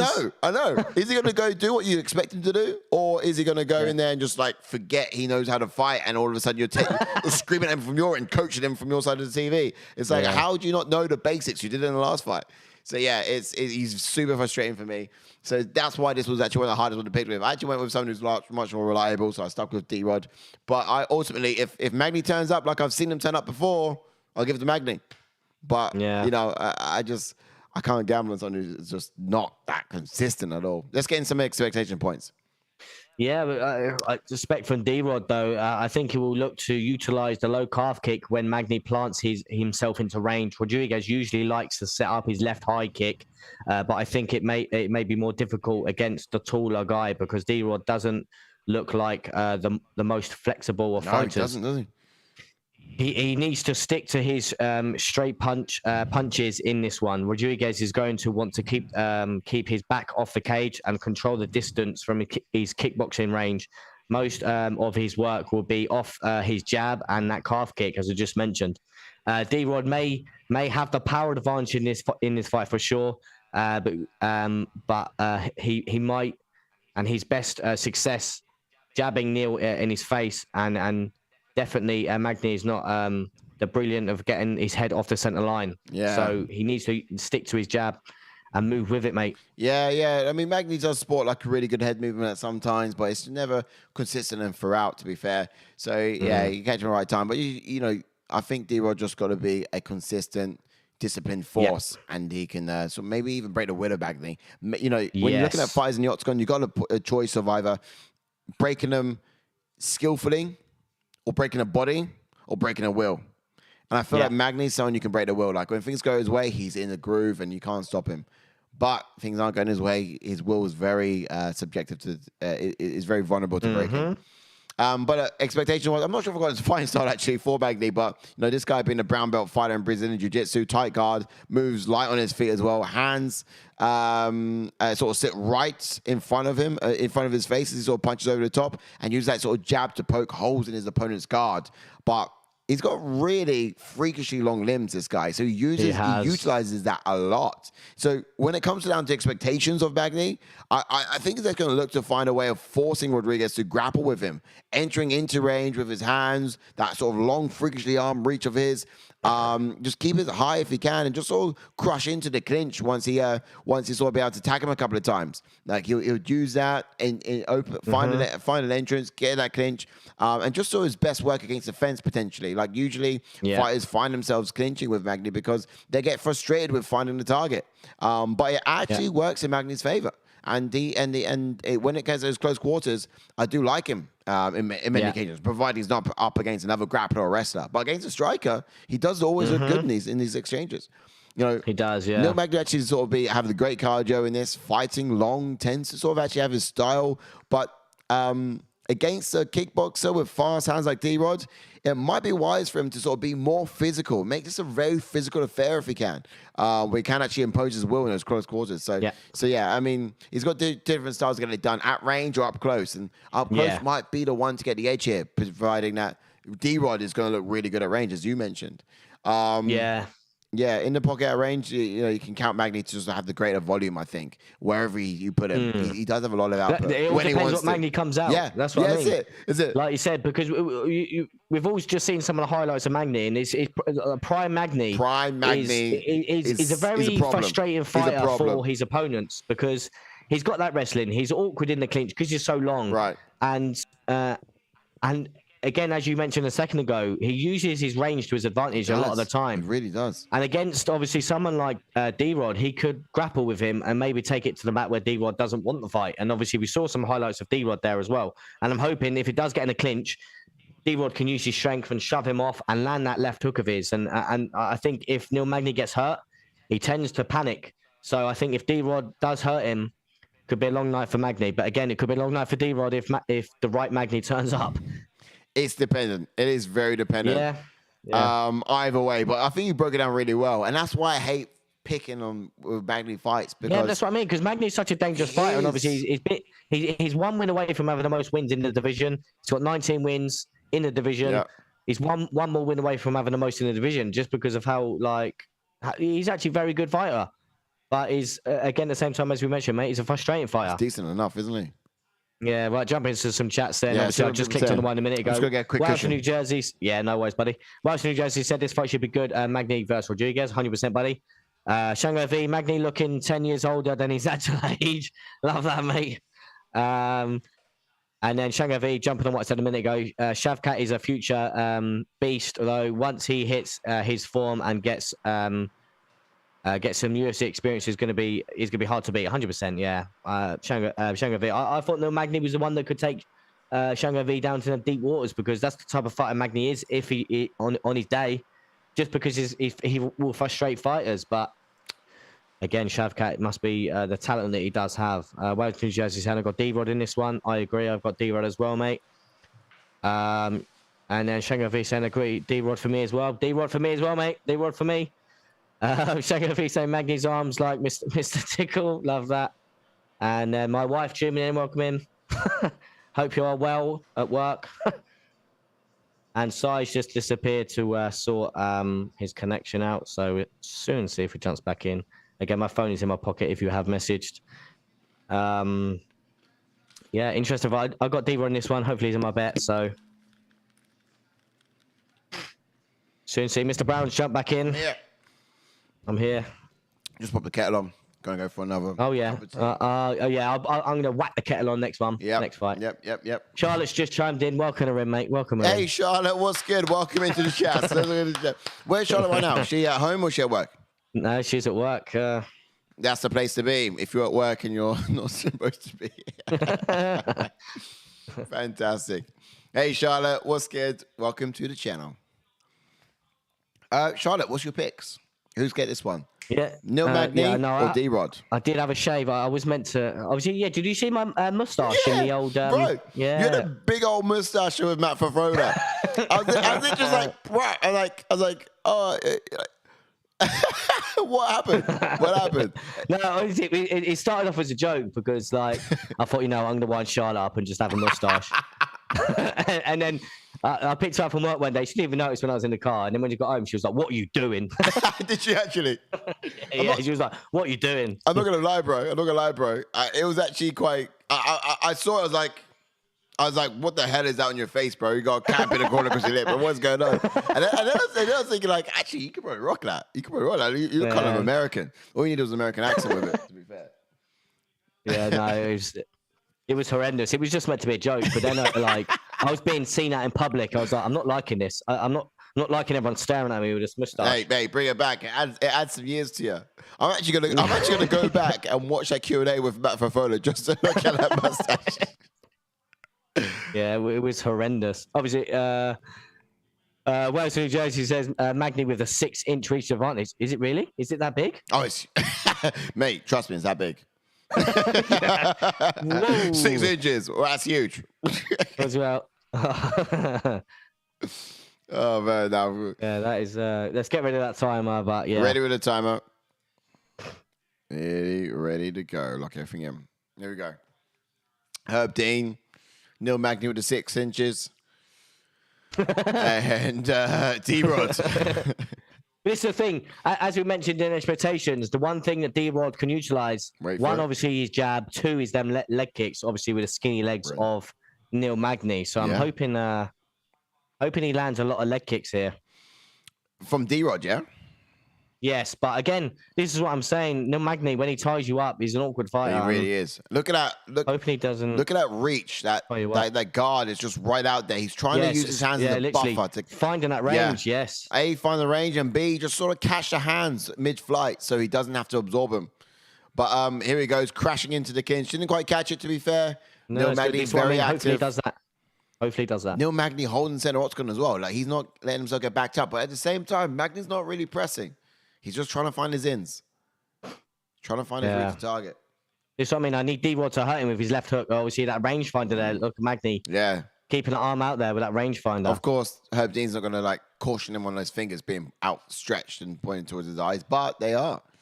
He should. Yeah. Obviously, Shango V saying Neil Magny's arms are like Mr. Tickle. Yeah, you know what I mean? Freakishly long. That's what we're saying. The D-Rod trying to turn this into a brawl here. He is. I don't think D-Rod's getting tickled by him, though, is he? Right, Magny's arms are so long, says Shango V again. He's not using that reach, though. Oh, here we go. Well, now Jersey says he's going to get the KO. Whoa. Apparently looking to get a KO. Yeah, Magny all of a sudden now using that reach he's got there.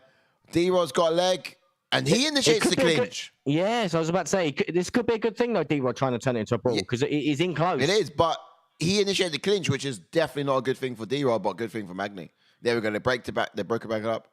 This is a good thing, as I said to start with. I'm hoping that D-Rod, if they do get in that clinch, that he just tries to shug him off and gets back to the center. Yeah. But again, it's them arms that he can just grab around you. I'm hoping he can just shove him off. Tickle you. Here we go again. That's what I mean about the clinch. Shove him off. Shove him off. Knees, all sorts here. Always see they're looking to shove him off. Go on, get him off. Oh, get him off here. Shove him off. Go back to reset. Of course, guys, like, subscribe. You know the drill. If you haven't liked yet, whack a like in the video, please. We love those likes, and it does help us get out there as well. We're a channel which is trying to fast improve and grow, doing our very best, and we have a lovely community like you guys watching and chiming in, and we thank you and love you for it. Please having like a fast pace in this first round, isn't he? He is. You reckon he can go for the full three? I don't know, because he looked heavy breathing a second ago, if you look closely. But no way. I went for D-Rod as well. I did actually go Magny at first, and I thought, you know what? D-Rod. But I did first go Magny. I said Magny would do it via decision, I believe. Did you? Yeah. I think Magny would take a decision. But then if I went D-Rod decision, I'm trying to figure out why I would have said that. I said D-Rod decision. No, just because he's so awkward. And I think he could, like you said, if he uses his range to his advantage like he does, he could pick D-Rod apart. He could do. But I'm just trying to think why I said D-Rod decision now. D-Rod just got the power. He could get a finish. Oh, okay. No, Magny's quite durable. That's probably why I decided that way.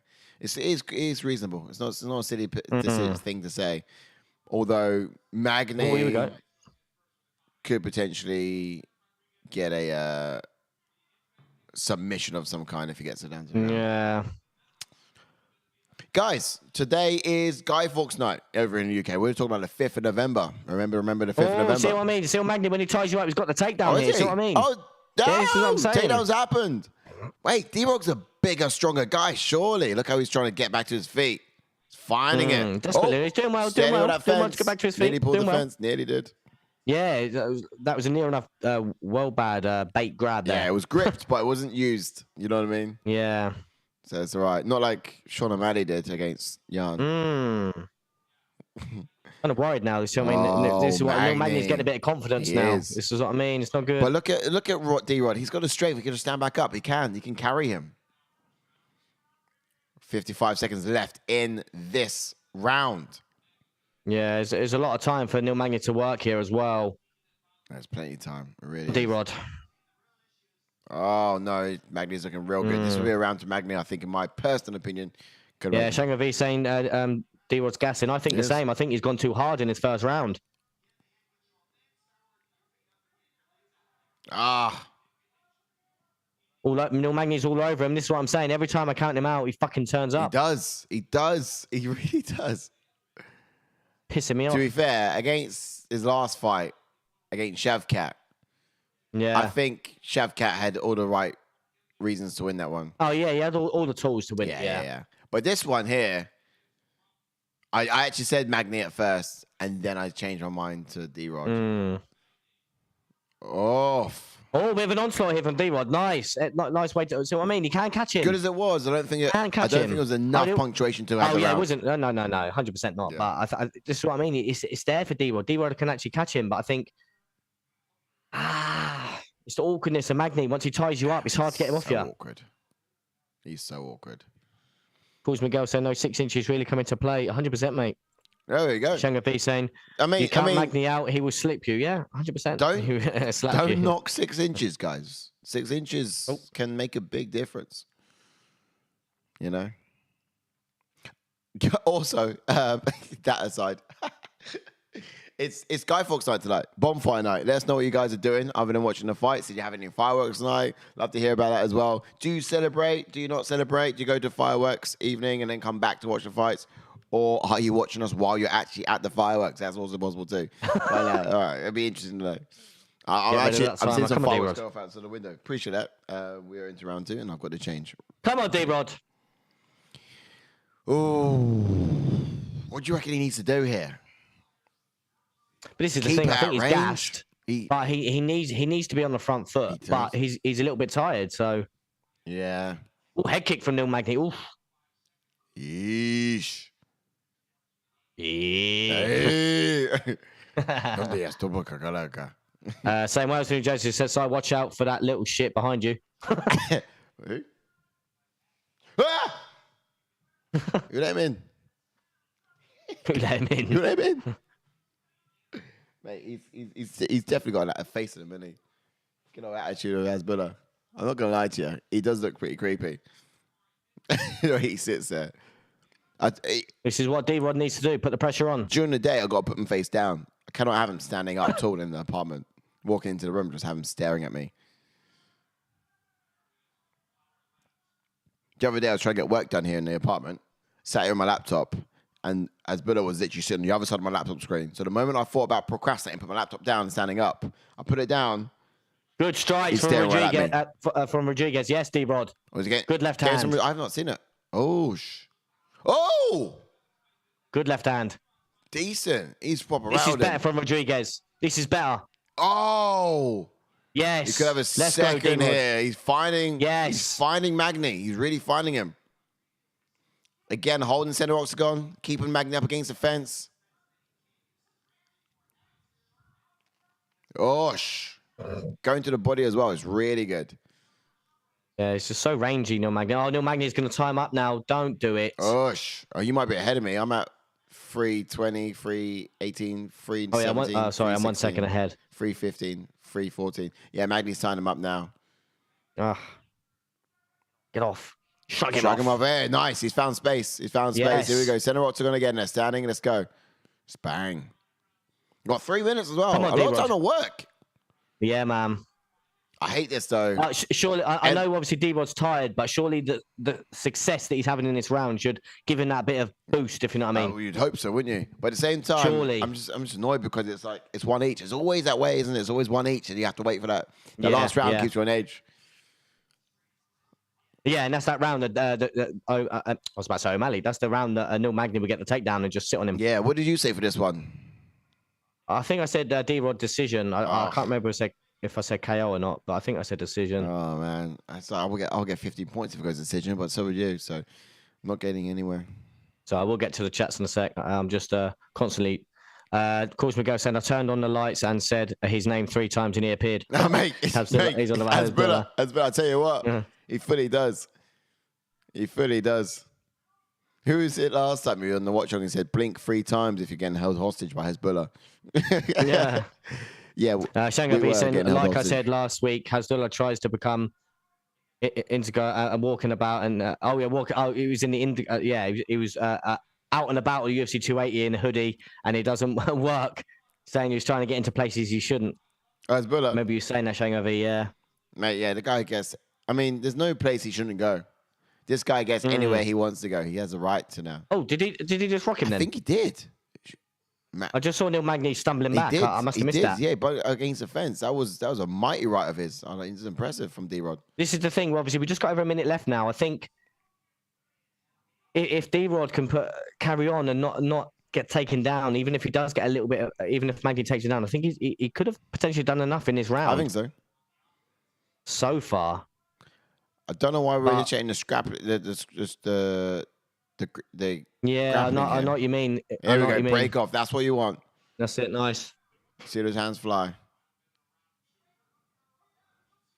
Decent. It's a good round for D-Rod, though. He's doing well this round. He's striking. Magny's landed as well, but the bigger shots have been from D-Rod. They have been. D-Rod's actually quite good to sort of like throw those hands, land, and then move as well. Holding the center octagon. Going to the body as well. Decent. The power's not there with D-Rod anymore, though. No, he's slowed down a little bit. Yes, I agree. I don't know if he's going to get the finish. Oh, although that was a nice little left to the face. But yeah. Shangavi saying both are gassing, think so far. One each, he says. Yeah, I'll go with that as well. Which means that we've got squeaky bum time for the last. So far, but there's the last couple of seconds. Anything can happen. Yeah, I've got 20 seconds left here. Oh, he's going to get this takedown. He's going to, if you crafty little punk, if you get this takedown, I will go crazy. Yeah, allow it. Run. Oh, you just know there's a judge. You just know there's a judge who's going to give it around to yeah, Magny just because of that last couple of seconds. But D-Rod was landing. I think D-Rod landed more and landed the bigger shots. Yeah, he definitely done the most in that round. But I'd love to see the striking numbers in that round. Welsh, New Jersey agrees with Shangavi saying it's 1-1 for him. I think it's 1-1 as well going into his 3rd round. Both are tired, which I'm a little bit happier about. That Neil Magny's a little bit tired as well because if Neil Magny was if D-Rod was just tired, I'd be worried because But this is where the veteran in Magny could come out and grapple. True that. True that. But at the same time, if you give that round to Magny, do you argue that the last final shots of the round prior go to D-Rod? Because no. Well, this is it. I just hope that the judges haven't given the round to Magny at all. It's true. That's true. I see what you're saying. It should be a D-Rod one, that one. In my Whereas New Jersey's saying D-Rod breathing through his mouth now. Yeah, 100%. He's gassing a little bit, yeah. Again, I think what got him through that round, because I think he was breathing heavy in the first round, but I think what got him through that round was because he had a lot of success. So the success was taking him through that round. Yeah. Yeah, once you see it, it sort of adds a little bit to that tank, doesn't it? It just tops up a little bit more excitement. I mean, you see some fighters that you see blood in the water, and all of a sudden when they're labored, they just go all in to get that finish. Yeah. So yeah, certainly when you see a bit of success, you sort of adds a bit to the tank. Sorry, go ahead. Yeah, no, that's right. Shanghai saying damage and dominance for D-Rod second round, all this round. Yep. They will be both go early, I think, and gas. If Magny may get him and hold on. Yeah. Yeah, true. I mean, I don't doubt this is going to be an exciting round. Oh, did Magny kick and punch at the same time just then? What was that?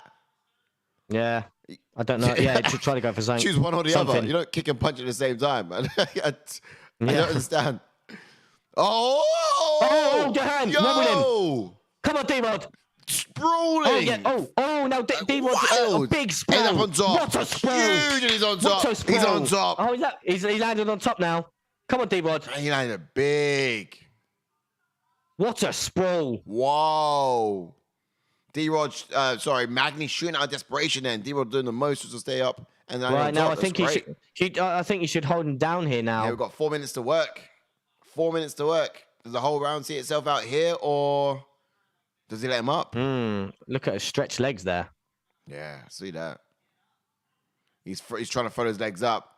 D-Rod. Why are you standing up? D-Rod, what's going on here? Why are you standing up? You could have held him down. Oh my goodness, you've thrown the round away now. What you doing? I feel like Herb Dean stopped in a bit soon. Yeah, he jumped in way too soon. As soon as he stood up. Like he didn't even decide. Why did D-Rod get up? D-Rod's got up, but he could have decided. Oh, and now look, Neil Magny's fucking gonna take the back now. What the hell? D-Rod could have decided that moment to go again. Like Herb Dean stood that up or interjected way too soon. Give it 5 seconds and find out what D-Rod wants to do, because he could have literally just stood up for a second and then gone back in for ground and pound. Yeah, this is what I'm saying. Like sometimes they like to throw tippy-tacky leg kicks. Yeah, you know what I mean? And then go back in for ground and pound. That could have easily happened. I mean, that was... Why did you get interjected there for so soon? Shanghai saying great work from Magny. Great work from Herb Dean, more like. He's in a dominant position. He's in a fucking great position now. Look at him. Herb Dean was getting bored. He just wanted to do something. Do you know what I mean? Way too soon. Didn't have to happen. Fuck's sake, D-Rod, you're fucking throwing around away. I'm like Herb Dean, to be fair. I reckon D-Rod would have probably stood up for a second, kicked the legs and got in again. Not let Magny up. Fuck's sake. Mate, it's just hard as well. Thrown around the way. Here we go. You absolute nonce. Stand up. Here we go. Oh, take down from Big Magny. Takedown from Magny. Fair play to him. Big takedown from him. Yeah, it was decent. Hooks are there. Oh, D-Rod.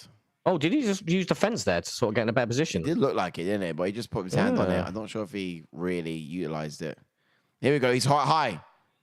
Oh, high. Shake him off. Yeah, Go. Back door. High hips. Let's go. Here we go. Oh! Get it, team. We saw this earlier. Oh, look at that. Magny doing the most there. Oh, he's trying to go for it. Well. Oh, no. Oh, he's trying to go for DAS choke. Trying to go for DAS. He's going to get a DAS. Oh, he's got this DAS in. No, he hasn't. No, the hands are free. It's in.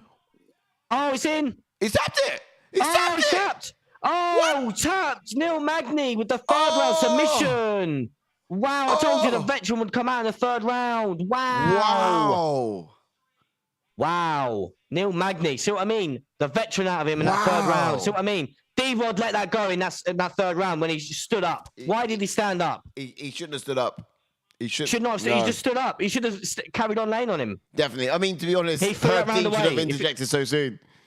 True. But D-Rod was the one that thought, you know what, I'm going to stand up. Why? He did. He could have just won that round. He stood there for a second, but I don't know if he was actually going to let him up because he could have like in that moment he could have kicked him for a bit and then gone in again. I've seen fighters do that plenty of times. Wilson Jersey defending, trending to Magny now with the win. Yeah, unbelievable. Shango V saying D-Rod has nothing left here. 100% doesn't. Shango V out cold. Wow says Welch's New Jersey. Yeah. Again, he's got the most wins in the welterweight division now. What? Magny? Yeah, he's made history, mate. He's made history now. Stop it. Most wins in the welter. Yeah, 20 wins in the welterweight division. Yes, welcome in, Philippe. Welcome in, buddy. Hope you're all well. Says, sup, boys. Oh my God, Magny wants a sub. Yeah. My guy, welcome in, man. It's good to see you again. This is what we said at the start of it. It depends what no Magny turns up. Round 1 was the Magny we all know with the grappling advantage and things. Round 2 took it off. And then round 3 does what he does best and grapples and he's so awkward. Right. Gets the hooks in early to stuffle his opponents, and then whacks in that dash straight away. And that's what I thought he would have done to his last opponent, but didn't. Shavkat, sorry, but it didn't. And I really thought that obviously D-Rod hurt him on the feet, and I think that's what D-Rod did. And they thought, you know what, I hurt him on the feet, I'm going to do it again. But if you're in a dominant position in full guard when you're landing big shots, why stand up? He threw that round away. He threw the fight away for me. Mate, I'm too annoyed at it. I am. I really am. But I guess you can't. Magny did well. Yeah, you can't take it away from Neil Magny. We've got rankings in a sec as well. But check rankings out. Can't take nothing away from Magny. I told you, the veteran in him. Yeah. Ultimately, he's still there. He's still there doing the most. Let's have a look at that welterweight division, shall we? History as well. 20 wins in this welterweight division. You can't deny it. So we got that Magny now in at 13. He's number 13. He's 13 right now. He's just thought Rodriguez, who was actually lower than him at number 14. So he's going up the table. He's coming off of a loss, Magny himself anyway. So he hasn't got any particular win streaks. But yeah, it's true. He's ready for Michael Chiesa. That was boring. Masvidal's probably looking for a payday. He's looking for a payday. Shavkat, he lost to Shavkat. Can you put him above Shavkat? No, no way. What about has he fought Vicente Luque? I'm not sure if he has. But Vicente Luque might be a really good shout because that would be an interesting matchup, to be fair. He's not fought Magny before, so that's an interesting one. Or do you give him, I know he's a massive leap in the book, but do you give him someone like Sean Brady? I know that's a massive leap in at number 8, Brady, but I'll take who can you give him? Or do you give him someone like Michel Pereira, who hasn't got a fight? I know Pereira's in at number 15. Again, it's not too much of a jump for Pereira, obviously. Yeah. Do you give him?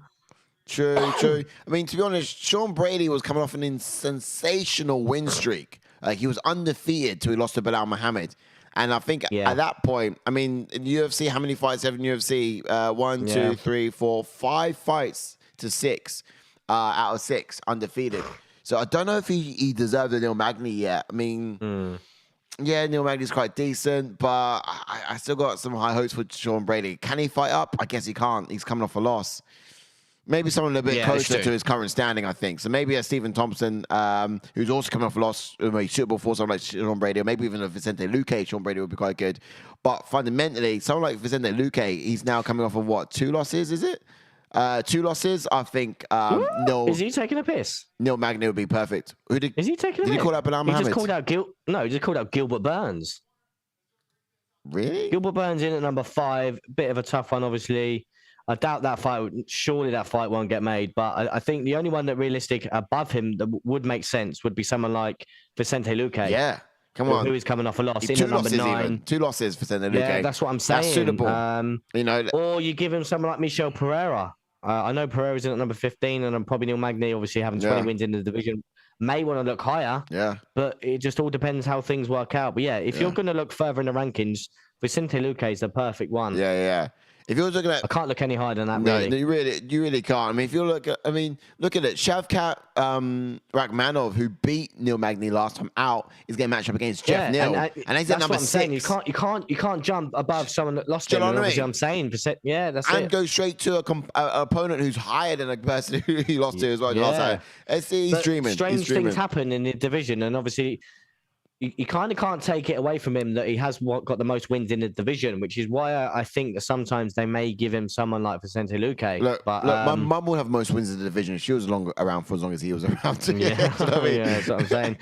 Obviously, Shango V saying agreed. A bad decision in the third round. Yeah, you shouldn't have stood up. Should have just stayed on him. Yeah. Look, fundamentally, if it went to the judges, do you think it would have been the same outcome? It all depends. If he would have stayed on him, he would have won that first round. D-Rod. Yeah, true. Would have won that round. Yeah, true. And it would have been the decision, D-Rod, to be fair, if he had just held on for like another 2.5 minutes. Yeah, I just saw a tweet earlier from Randy Brown. Do you give Randy Brown Neil Magny? Again, interesting one. I know Randy Brown's not ranked, but it's one of them. You could get. I think the only one that's in the top, the 15th is Michel Pereira could fight Neil Magny. Yeah. But you can't look too far ahead. Yeah. Michel Pereira's doing well. He's on like a 5-fight win streak. But yeah, for me personally, Neil Magny, if he wants to go up and he's got some strong like credentials to his name, like he said, most wins in the division. Maybe does deserve to find someone in the top 10. But if anything, it'll be Vicente Luque in my opinion, or Right, I'm going to go and whack that kettle on quickly because you're closer to me and I'm out the room, so you keep the chat going. Yeah, certainly will do. Oh, man. Well, that was that. We're getting to the main event already. Oh, my goodness. That was quick. That was real quick.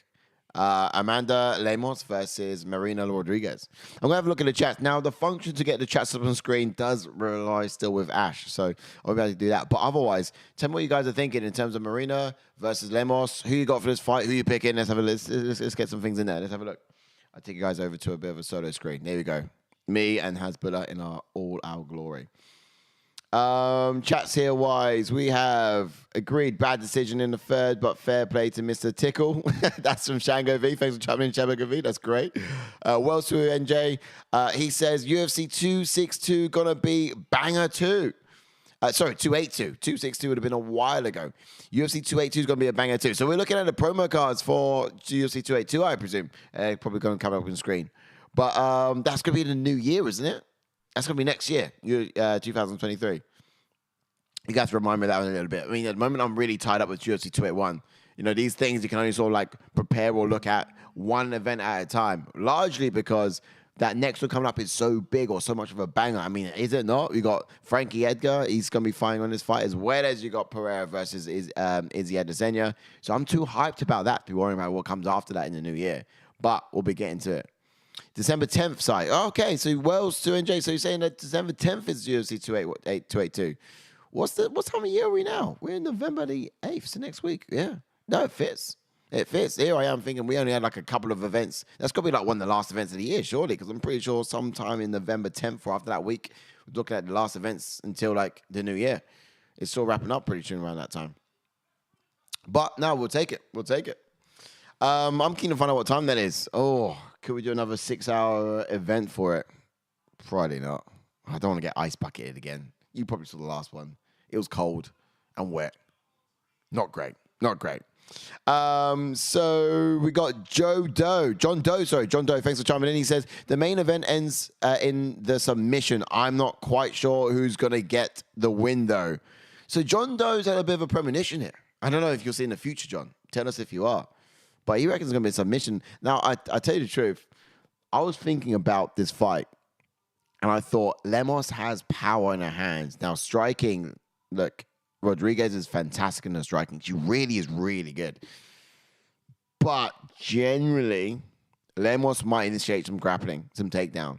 I won't get into expectations yet. I'll wait for Ash to come back. We'll really dive into it. But I generally think, if you see some wrestling, it'll be from Lemos' side. I mean, tell me if I'm wrong. If you guys think the same, let me know. Shango V says, BT needs to have another pay-per-view as per their contract with UFC this year. Not sure what it will be, though. So you're talking about another pay-per-view after 282? Or you're saying 282 would be the one to fit the contract? Because they're really like crunching a lot in. Can you have that many pay-per-views that close together? To be fair, we've had pay-per-views back-to-back before, back pre-summer. I think it was July or June was the month in which we had like two in the same month. Well, two back-to-back. A bit wild, but no, was all for it. Never deny a pay-per-view. I'll take all of them. Wherever it is, I'll take it. It's great. Well, so NJ, so we got all the comments. I think we caught up now, haven't we? Well, so NJ says, "Hey fellas, think Darren Till will show up this time." Ooh. All right, Ash is back. Ash, I've got a question for you. Let me figure this out. This button here. Here we go. Do you reckon Darren Till will turn up to UFC 282? I think he's supposed to be on the card. What? Because he might be injured. Yeah. Oh, I don't know. Because he did. I saw he had an eye injury, didn't he, of some sort? Oh, he's always got an injury of some I don't sort. know. I'm hoping so, mate. I'm hoping so because obviously I think we need it. Because if he can get that win in December, that London card could be massive with him on it. Well, you're on about the one with well, obviously Leon with Leon Edwards. Yeah, that's what I'm saying. Leon Edwards. Obviously, who knows? I think 100% if he can get that win in December, get a win before the end of the year. Massive. How far have you got to on points wise? Oh, I haven't got stats wise. I haven't got into any points yet. Okay, get the fighters up, and we're getting to Amanda Lemos then. Actually, she's on the prep point now. Jump into Amanda Lemos then. Who's got? We'll get to the chats in a sec. Sorry. Pro record of 12 wins. Lovely. Got a pro record of 12 wins and 2 losses with 7 KOs and 3 submissions and 8 first-round finishes. And has a UFC record of 6 wins and 2 losses. And she made a UFC debut in 2017. Yes. Now, she's an orthodox fighter. However, sometimes she will switch into land that strike from southpaw as well. Comes out, wide stance, hands chest high, very confident in her striking. She'll actually control the center of the octagon if she can and just remain patient and step in on her jabs as well. She throws, those jabs, she tends to throw them not to the target, but through the target, if you know what I mean. Like, she's got some power in it.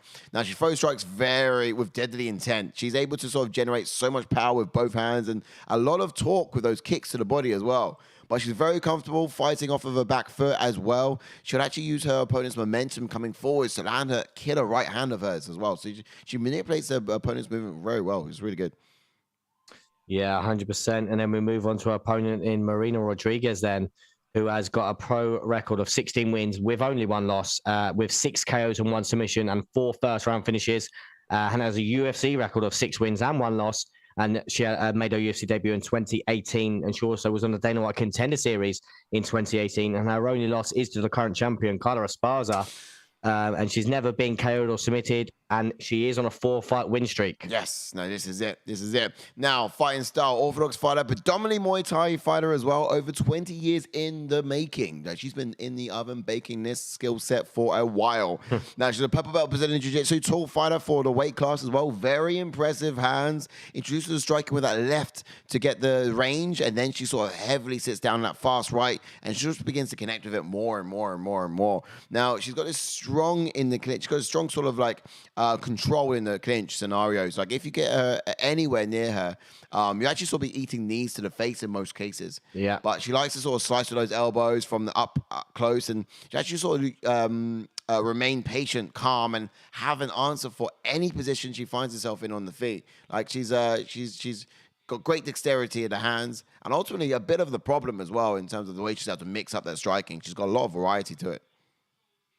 Yeah, 100%. But I'll tell you what I can expect from Lemos, though, is no doubt Lemos will have the power advantage in this fight. Yeah. I think she might be the hardest hitter that Rodriguez has ever fought in the octagon. Imagine. Lemos will be looking to counter Rodriguez when she commits, similar to what she is doing in the Waterson fight. Unlike Waterson, Rodriguez will have the same reach. Yeah. I'm looking at the prep point. I'm wondering what this guy's doing. Is he sort of like patting her down, or is he her corner? No, here he is. That's Cutman Tate. He's okay. So I thought he was like checking her, like really, really checking her quite well, quite thoroughly. But he was just ramping her up, looking for knives. Yeah, you know what I mean? I was like, why are you hitting her, man? Okay, different, very different that one. Some expectations. Rodriguez, as she's in the prep point now, I reckon she'll actually be a more technical fighter. Out of the two of them, she'll probably have that sort of technical ability. And I think she'll probably really good at like sticking and moving, throwing that jab, moving out of the way for that counter, not letting Lemos find the target when she counters. But she's going to rely on her quickness and distance management to avoid the power straight right from Lemos. Like she has to, because that's going to be the biggest thing to look out in this. Like you mentioned, she's got the power. She's going to explode forwards with combinations and just crash into the clinch if you can, where you can actually land those knees and just do that dirty boxing before wrestling with her a little bit, tenderizing her in those close quarters. But shadow Lemos as much as you can. Just try and maintain the center octagon whilst patiently waiting for her to the moment to engage and initiate those clinch or close quarters and exchanges. 100%, mate. Look Yeah. at Lemos just sort of not giving. So Rodriguez just the time catch of up. day Where here. did we get to? Let's have a look. So Shanga V saying UFC and BT have an agreement to many pay-per-views a year. They have thought not have. Have you? Did you read that one? I read one of them. Is that okay? Jump onto. Sorry, No, I haven't jump read that one yet. onto- I haven't read that one yet. Yeah. So, but Okay. yeah. So basically, we're talking about the amount of pay-per-views this year. So I thought we had the room okay. for like one or two more at most. But apparently, the UFC have a contract with the BT, and they have to bring another one in by the end of the year. So they're probably going to be 283. But how are they going to fit it in between now and the end of the year? I don't know how you can fit 3 pay-per-views in a month. No, or 2 months. we're in December, aren't we? Oh yeah, November. yeah, true. Yeah, we're in November. Yeah, but we've got true. Christmas, and Christmas itself is. I mean, to be fair, I mean, fighters aren't going to fight on Christmas Day, are they? Just Boxing Day. Get to some of the chats quick. Shanga V saying they may have agreed an extra pay-per-view next year. Then, Yeah. obviously, if not, and then Shanga V saying Rodriguez looks very light. That is very true. Lemos looks like a beast. Yeah. Nolan Zebra says great work as always, fellas. Appreciate the watch along. Oh no, appreciate you, buddy. Nolan Zebra, man. Thank you for chiming in. Always pleasure, never a chore. 100% we'll be here for you every single week. You know where to be if you're a big fan of UFC. And otherwise, join the Discord, join the Fight League. Get your picks in. I know we started at the beginning of the year and you might be a little bit behind, but you can still try win event by event. So if you get into that, just try be topping the leaderboard for the event, and you get a little shout on the Twitter channels as well from JK come Monday. Lastly, from Cause Miguel says he said if I hit you harder than Lemos, you can you won't lose. You won't lose. Yeah. So if he said if you hit harder than Lemos, can you? Sorry, if you can hit harder than Lemos can, you won't lose. Is what he was saying. Okay. So basically, you're going for Lemos in this one, mate. Yeah, I think so. I think he is. Who did you go for this one, mate? What would you rather call Spiegel? COVID or punch in the face from Lemos? Curious to know. Who did you pick in this one, Si? I think I went with Rodriguez in this one. Yeah. Yeah. Same. I went 4th round KO. Oh, you did you?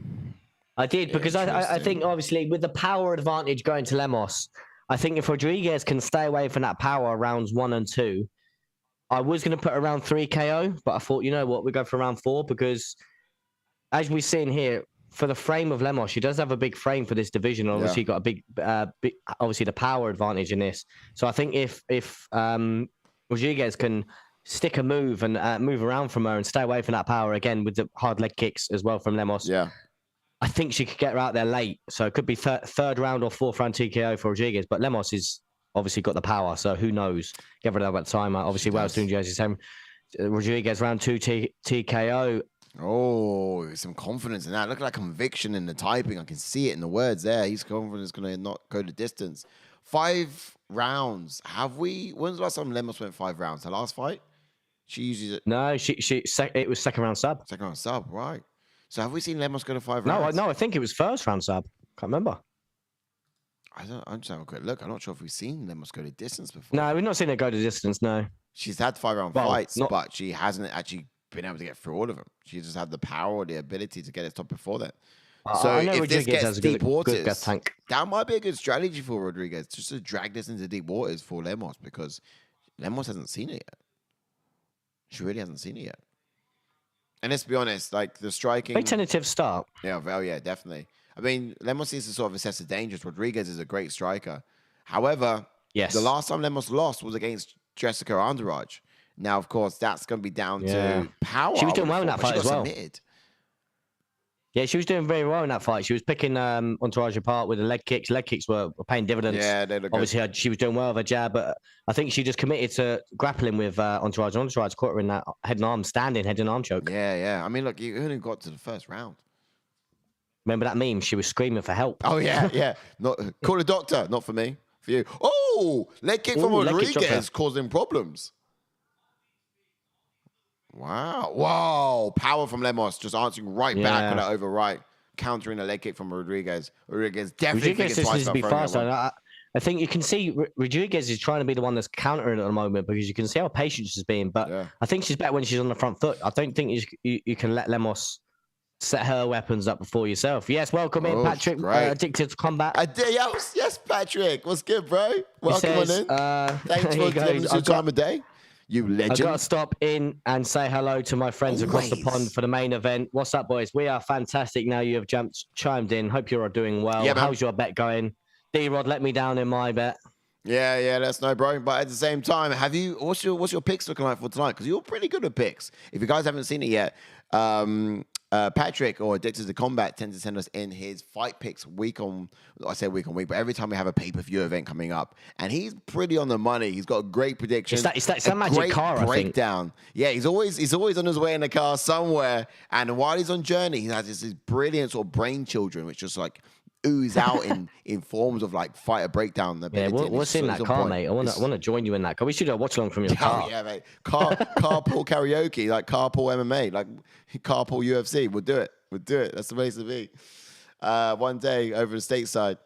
But yeah, otherwise, he's got a YouTube channel. You should check this guy out for sure. Addicted to Combat. Awesome. So, Ash, your thoughts? Very tentative start, man. Very tentative start. How does it get done? So far, I don't know. You give it to anyone, it's playing into my thoughts of a late finish for Rodriguez. Yeah. I know Lemos is not throwing that much. No. And nor's Rodriguez. Incredibly tentative, like you said. Yeah, I think Rodriguez is looking to counter, as I mentioned, but I think she's so much better when she's on the front foot, and I think she needs to be on that front foot. She does. To get her strikes off. I think Rodriguez is too scared of the power. Like Lemos threw it like just a couple of times, and already you can see that she's won the respect of Rodriguez. Yeah, I don't know if she's earned it, but she has it either way. Like Rodriguez is giving her prey, man. Leg kicks there. Check slightly from Lemos there. Stalking her prey. Yeah, absolutely.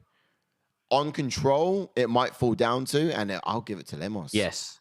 I think Lemos is winning this round, because octagon control. Yeah, there's not much else to really go off. You just don't. Mate, I've not seen that many strikes, honestly. No, hopefully this is not of a Carla Esparza versus Rose. No. Oh yeah. Fight. Just too afraid to engage. Like you guys, your job is to fight, not to like throw feints and to be too scared to engage. I mean, look at me talking from the safety of my couch. It's easy for me to say. I get it.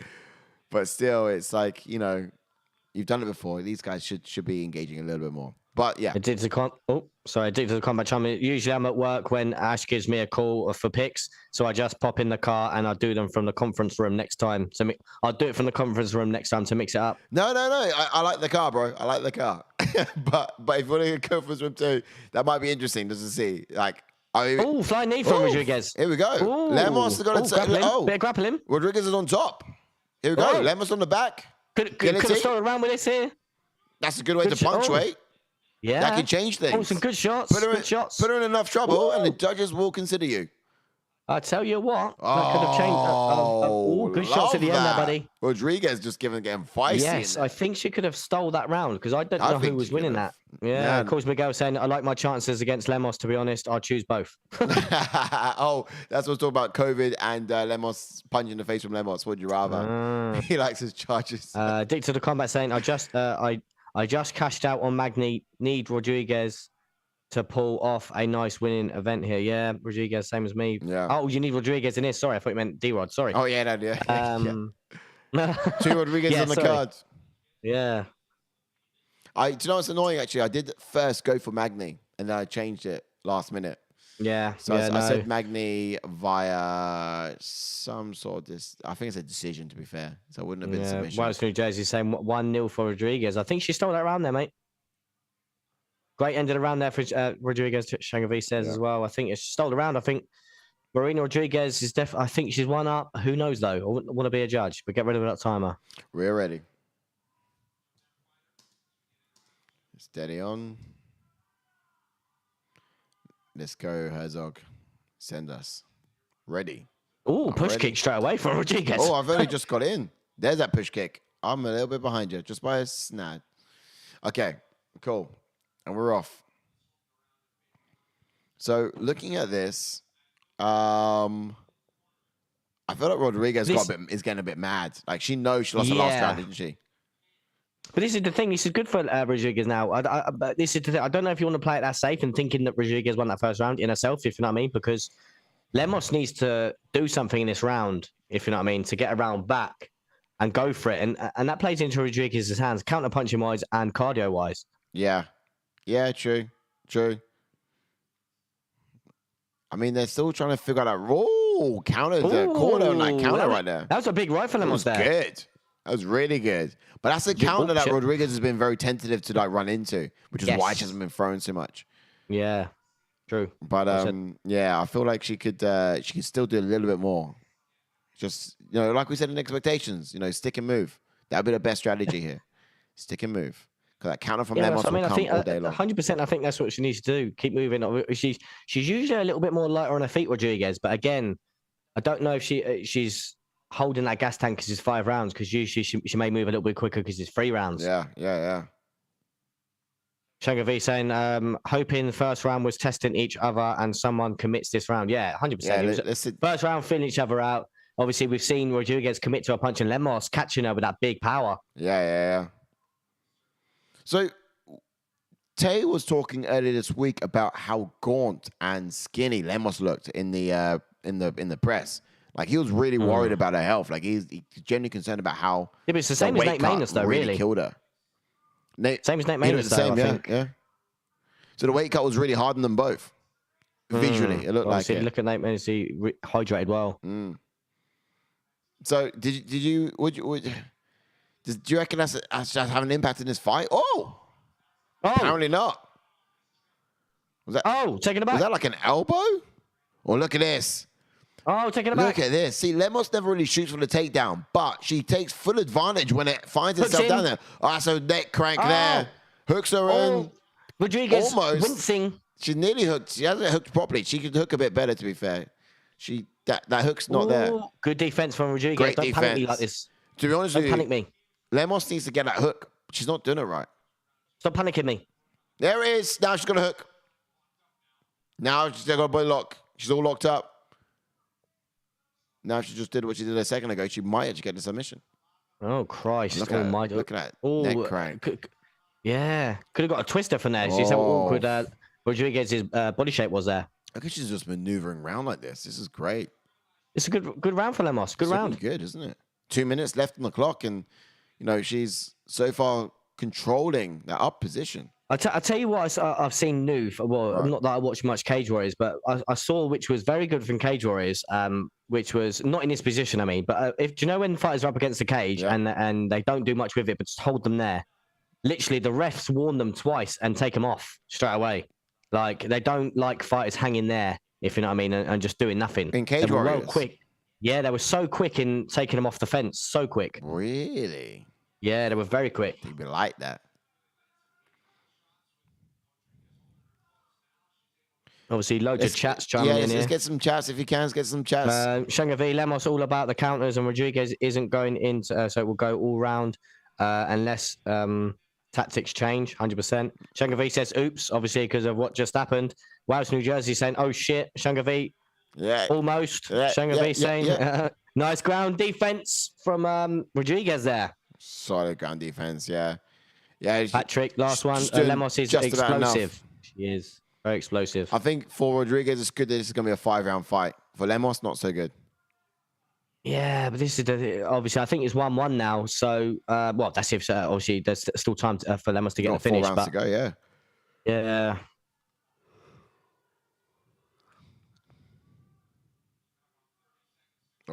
Lemos is working hard to isolate an arm here. But I feel like she needs to throw more strikes and just tenderize here. Tenderize Rodriguez. Punish her, let her know who's boss. 22 seconds. Let's not go for a submission. Let's just do damage.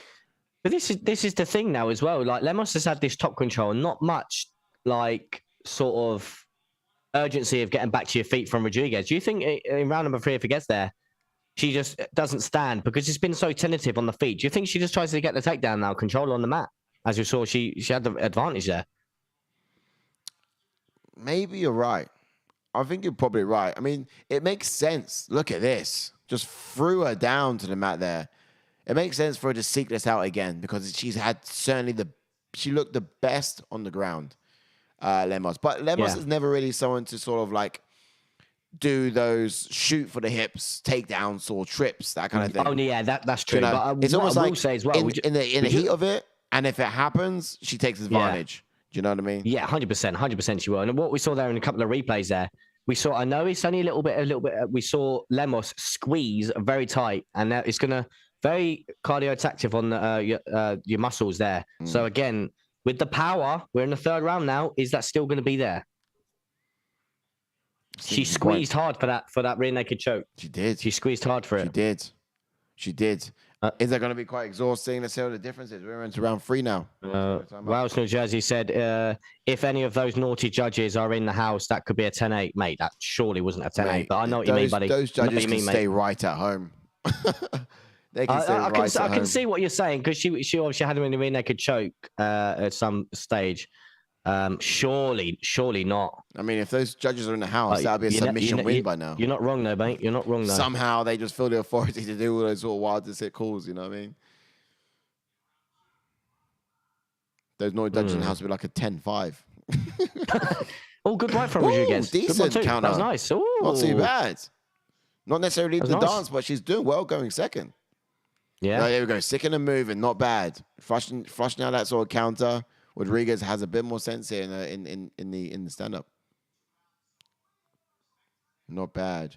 Lemos definitely loading those guns. She still has the intent to have fighting power behind his hands. Do you think she has the... It's probably a stupid question, isn't it?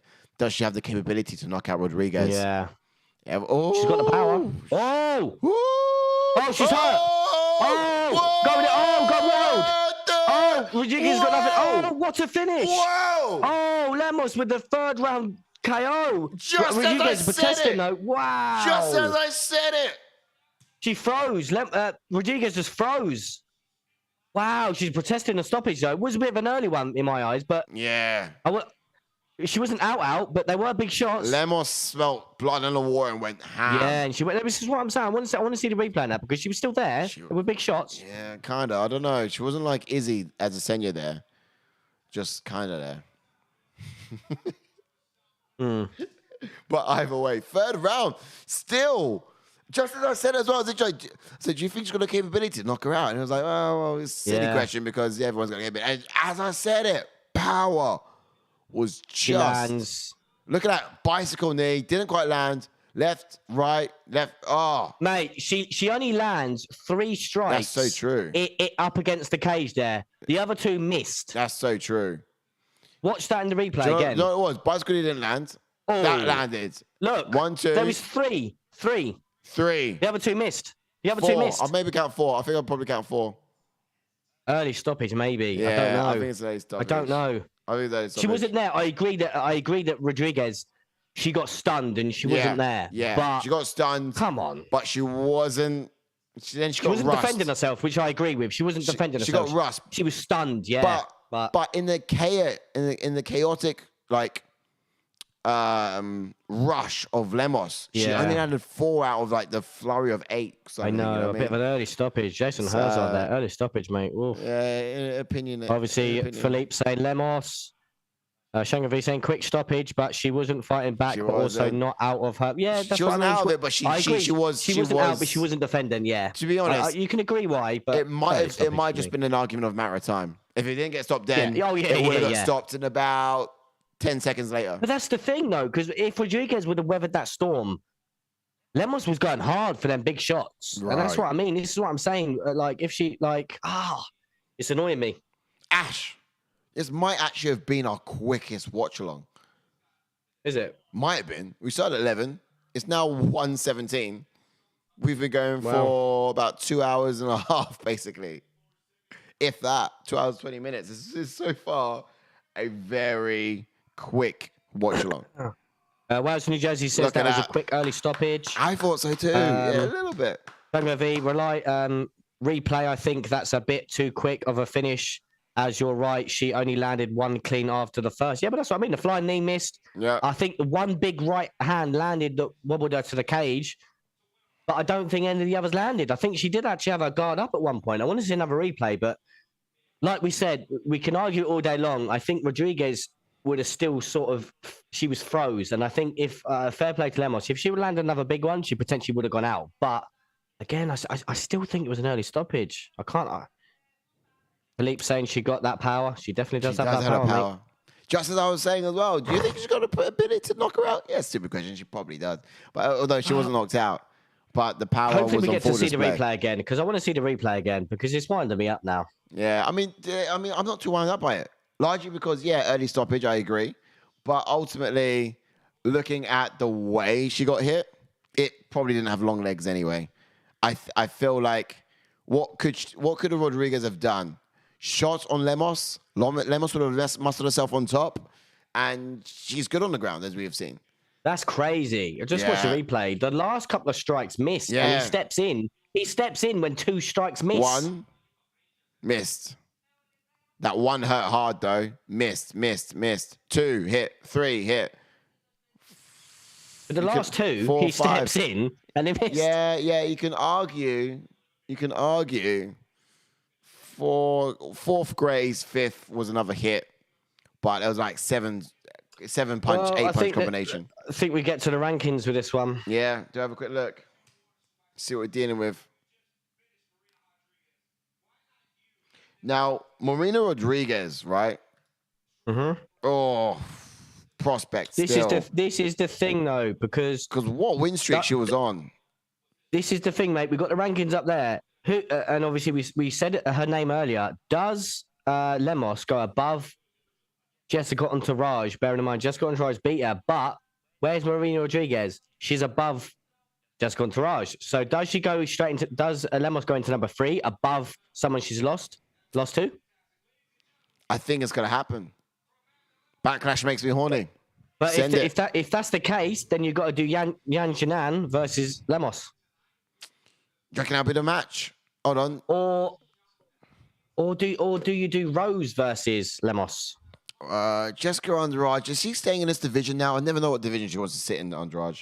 No, she's in this division now, and she's got a fight in this division. Okay. Fight Laura Murphy. Okay. Oh, no, but that's in the fight division above. Yeah, sorry. Yeah, exactly. So she's going to... That's what I'm saying. Yes. Yeah. So, yeah, she's all right. She should go above then, because Jessica Andrade moved up. Yeah, we go. Sorry, my bad. You're right. So that can work then, can't it? Right. So she'll go into, most likely, maybe 3rd position. Marina will move down, and Jessica Andrade going to decide where she wants to sit, this division or the next. Yeah. And then the next matchup, you see Yan Jinan. That's not a bad show. Yes. Yan Jinan versus someone like Marina. Yan Jinan coming off a big win of Mackenzie Dern.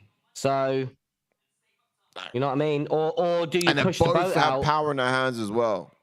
Or do you push the boat out and go Rose Namajunas? But this is what I'm saying. Yeah. Obviously, Carla's fighting Wei Li. So I think the only potential matchup, if you want to leapfrog Lemos, is Rose. Mate. I'm getting lost of it. It's so incestuous, this division. Like the top end as well. Like it's not even the case of like, yeah, they fought him a couple of fights ago. Everyone's just fought the opponent prior. So you're talking about Yan Jinan, who just fought Mackenzie Dern, who just fought Marina Rodriguez. Who just fought Andrade, who just fought. Do you know what I mean? Lemos, and it's all. Loved the MMA circles. But exactly right. I think exactly right. So incestuous, like she's in top division. Potentially going to go into 3 or 4. It doesn't matter what one. I think either one makes sense. Yan Jinan or Rose Namajunas, but I don't know. It all depends if Rose wants to step back in there. Yeah, that's true. That's true.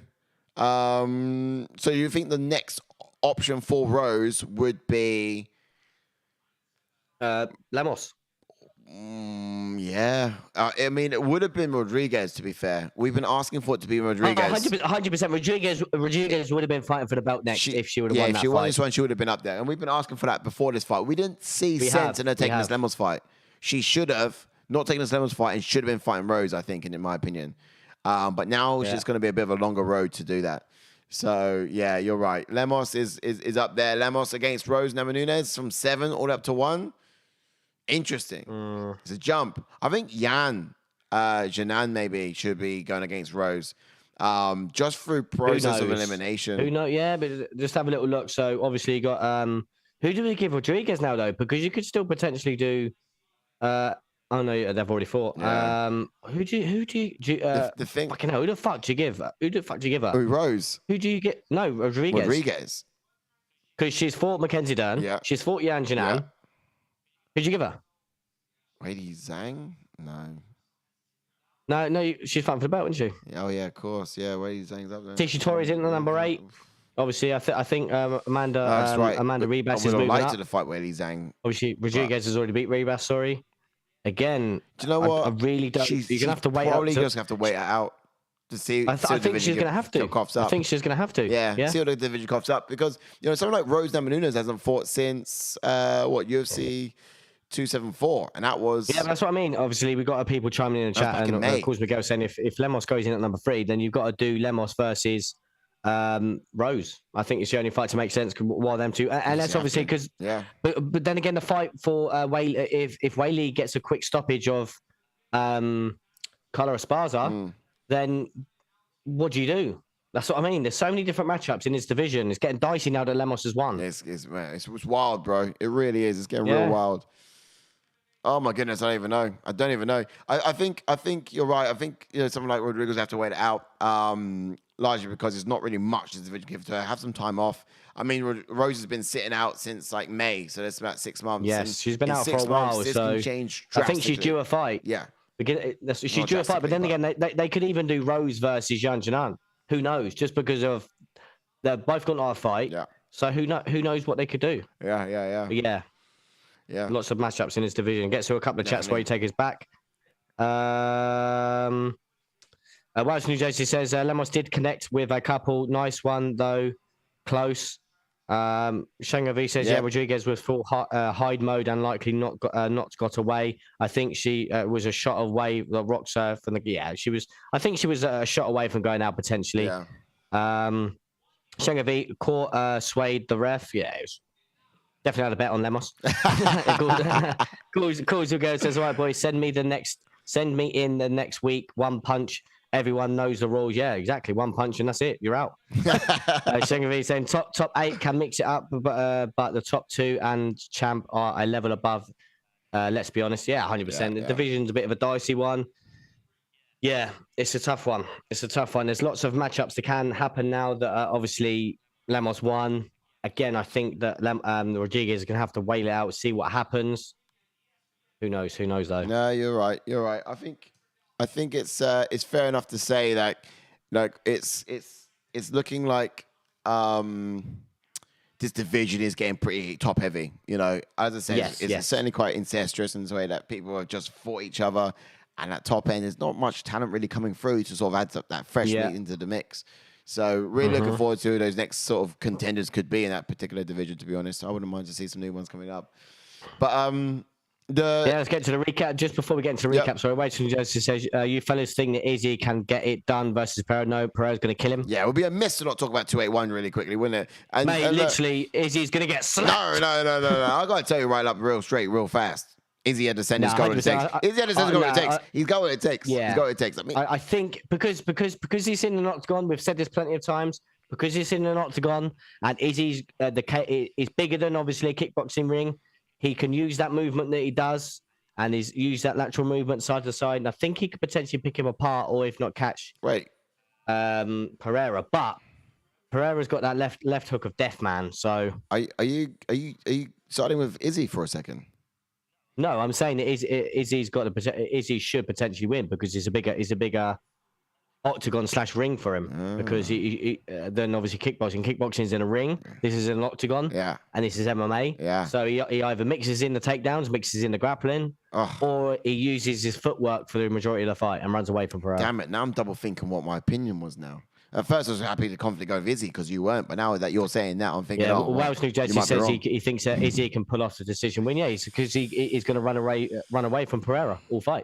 I mean, if he does that, great, fantastic. I'll take the win. Like the guys go have a strategy coming into it, but I feel like Izzy's got the ability to add some finesse to it. Like when has he let you down in a fight? Okay, Jan. But he did go well above his weight class. He was punching well above his weight class. But aside from that, where does he let you down in a fight? Like he's always brings some entertainment. He's always even the Gastelum fight when it was really close. Like he brought man. Gastelum threw that away though because Gastelum had him hurt and then straight in for a takedown. Yeah, Silly beggar. Yeah, that's true. But then you got like even the Whitaker fight as well. Like these fights have been close and they could have gone their way, and Izzy could have won them easily. I mean, it's a kind of fight where let's say 6, 7 times out of 10 they could have won it. Maybe say 6 out of 10 they could have won it. But Izzy got that sort of 4 out of 10 chance on that one, and he got a win that that was important at the time. He did well. True. Right, let's get into the recap. Then. Yeah, shall we? Shango V says my head says Izzy. Yeah, but your heart says. But I'm going Pereira though. I mean, my heart says Izzy, and my head says. Mate, there's no point even saying it. You're going Izzy all day long. Of course, I'm going Izzy. He's my boy. Okay, let's get into the recap. Same with me. I'm going Frankie, even though. All right, let's get into that recap. You ready? Yeah, I'm ready, mate. We're in. Recap. Ash, run us through it. We are in. The first up fight we had in the lightweight division around Grant Dawson taking on Mark Madsen, and Grant Dawson absolutely relentless with the takedowns. Didn't want the fight on the feet, wanted it to his bread and butter on the floor. Always great in his grappling exchanges is Grant Dawson, and he showed it. Yeah. Taking Madsen down all 3 rounds and getting a 3rd round submission. Yeah. Great performance from Dawson. Now, I went for Mark Madsen in this one because I thought Mark Madsen was going to do a little bit more in the stand-up. I thought his hands are going to be sort of paying dividends.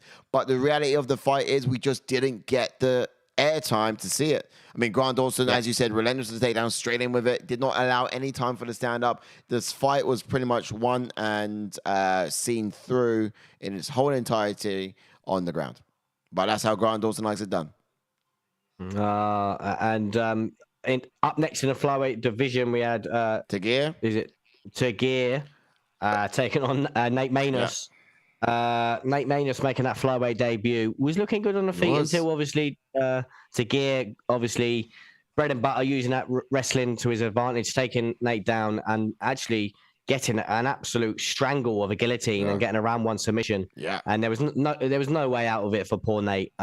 Great finish from Tagir though. Yeah, I'm seeing a little bit of a pattern here. And I'm seeing a bit of a pattern here. And obviously, it seems to be for me, the heavier wrestler, whoever stands out in the wrestling pedigree on this particular card has done well, with the exception of the next fight coming up. But, someone like Tagir, he used that to sort of get the edge in this one. Nate Maness in the stand-up, you're right, he had the flashy, the fast hands. But, again, Tagir just didn't allow it to stand up for long enough for Nate Maness to really show us what he's got. I love to see Nate Maness get back in there, like see him get back in the octagon again against another striker, because he's got so much a great dexterity with the hands. Yeah. We just need another stand-up striker for him to really show it off against.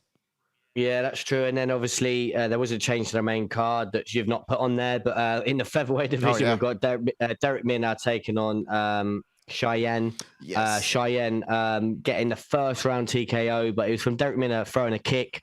And I think he twisted his knee with the kick when it landed. Yeah. And Cheyenne taking advantage of that and getting the 1st round TKO. Yeah, like I said, the story of this card has largely been the wrestler's been getting the upper hand in this. But in terms of this particular occasion, Derek Minner just had a really iffy strike. A bit of an injury, and fully taken advantage of by Cheyenne. So the fight was a bit of a quick start, quick end. Not much more to talk about in terms of skill set and ability-wise. Yeah, true. But took advantage of a mishap there, I think, in my opinion. Taking nothing from Cheyenne, who definitely had the power and caused big problems for Derek. 100%. We move on to the co-main event where we had Neil Magny taking on Daniel Rodriguez. This fight was actually really close. Obviously, Neil Magny picking up the 1st round, we thought, and then D-Rod getting the 2nd round. And in the 3rd round, D-Rod actually had a takedown and was on top of Neil Magny and decided to stand up, which was the wrong move because he handed the round to Magny. Magny was the one that took the back, but then managed to sink in a dash choke and got a 3rd round submission. And Neil Magny moves on to 20 wins in the welterweight division, which is the most in the division now. Yeah. Yeah, honestly, insane. Another finish from Magny. Yeah. And look, in my personal opinion, you're right. It was just a case of, it was a bit twofold. In my opinion, Daniel Rodriguez, D-Rod, he did stand up. He didn't necessarily allow or call for Neil Magny to stand up. I'm going to have to watch it again because I didn't hear him say anything.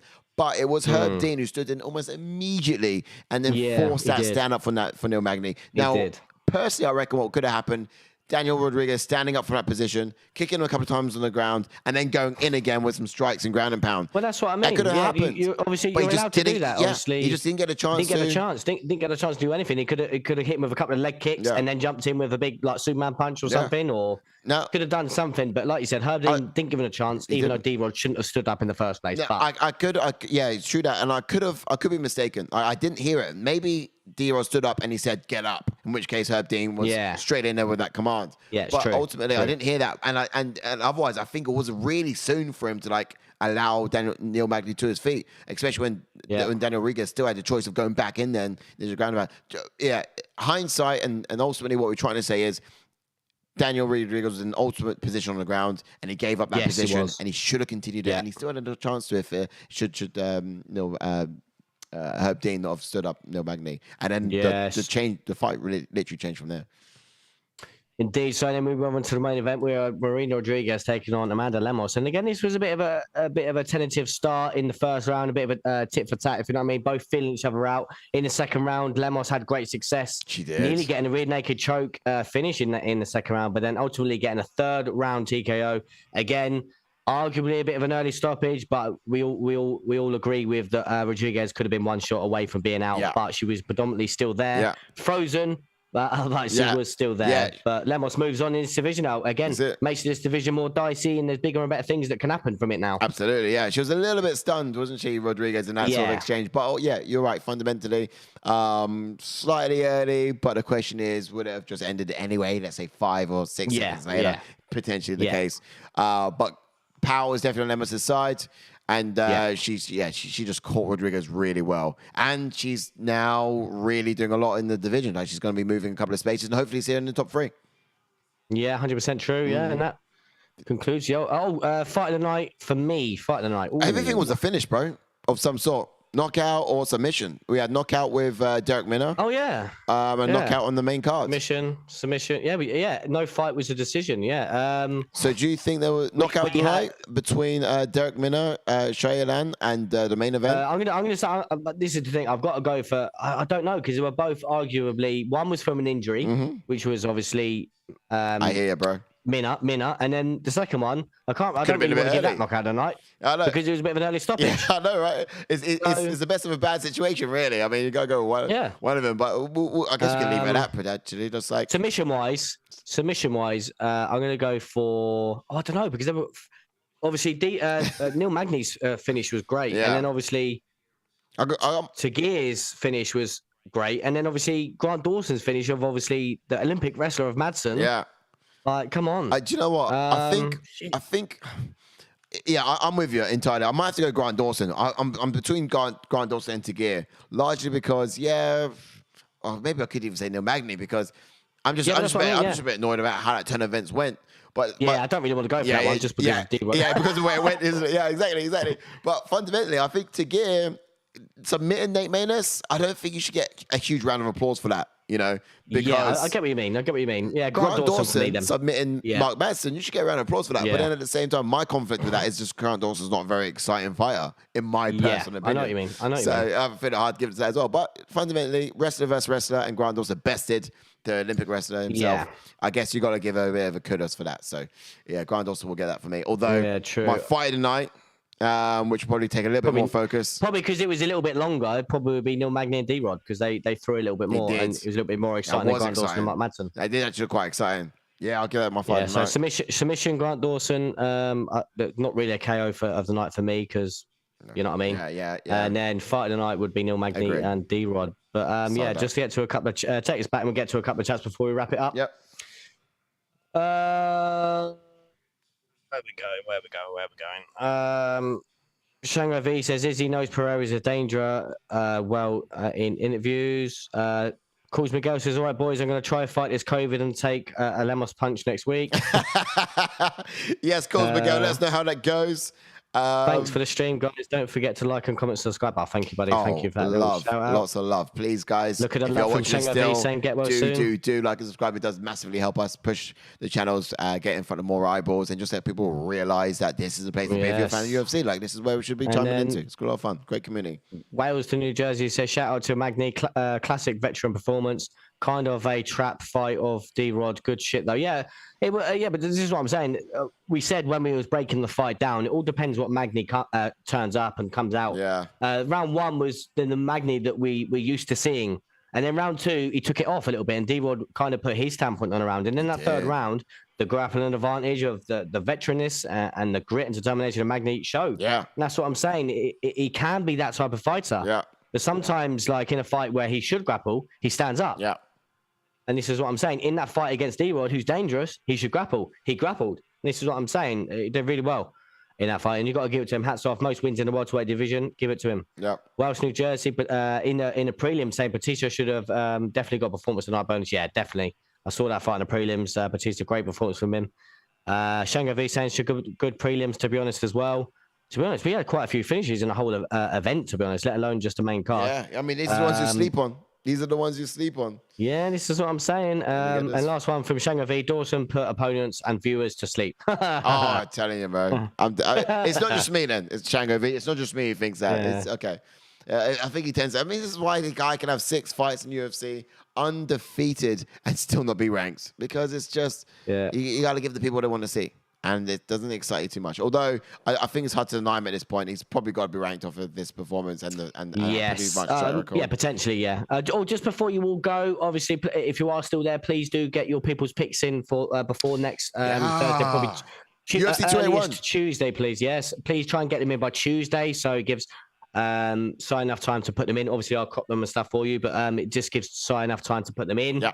But yeah, get your people's picks in, get them sent in. Again, if you haven't done it before, the email is in below. Send them in by email. And then obviously, as I just mentioned, UFC 2-1 obviously is the big one next week. Yes. Can't wait for it. We're going to have a big one. And obviously 2 title fights. Obviously, we've mentioned it a second ago. Pereira versus Izzy.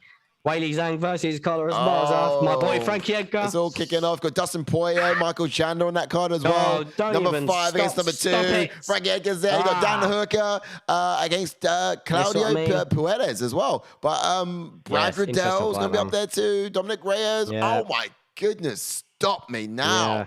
Look, it's going to be a great fight. And if you want to see some fireworks go off, then yes, I know it's one fight night tonight, but just tune in next week, Saturday. That's where you're going to see the real fireworks. Yes. But we'll be there. JK's going to be back by Tuesday. JK's going to be back as well. He's going to be back from Amsterdam. He's away at the moment, of course. But we'll see him back here next week, here on the couch, here in the hide. And Ash will be here too. We'll do a big old wide thing as well. We may even bring back a little edition of the spinning wheel of doom. Yes. I call it spinning wheel of doom because I had to drink a very big, ugly shot. Not a shot, it was a pint of the dirty pint.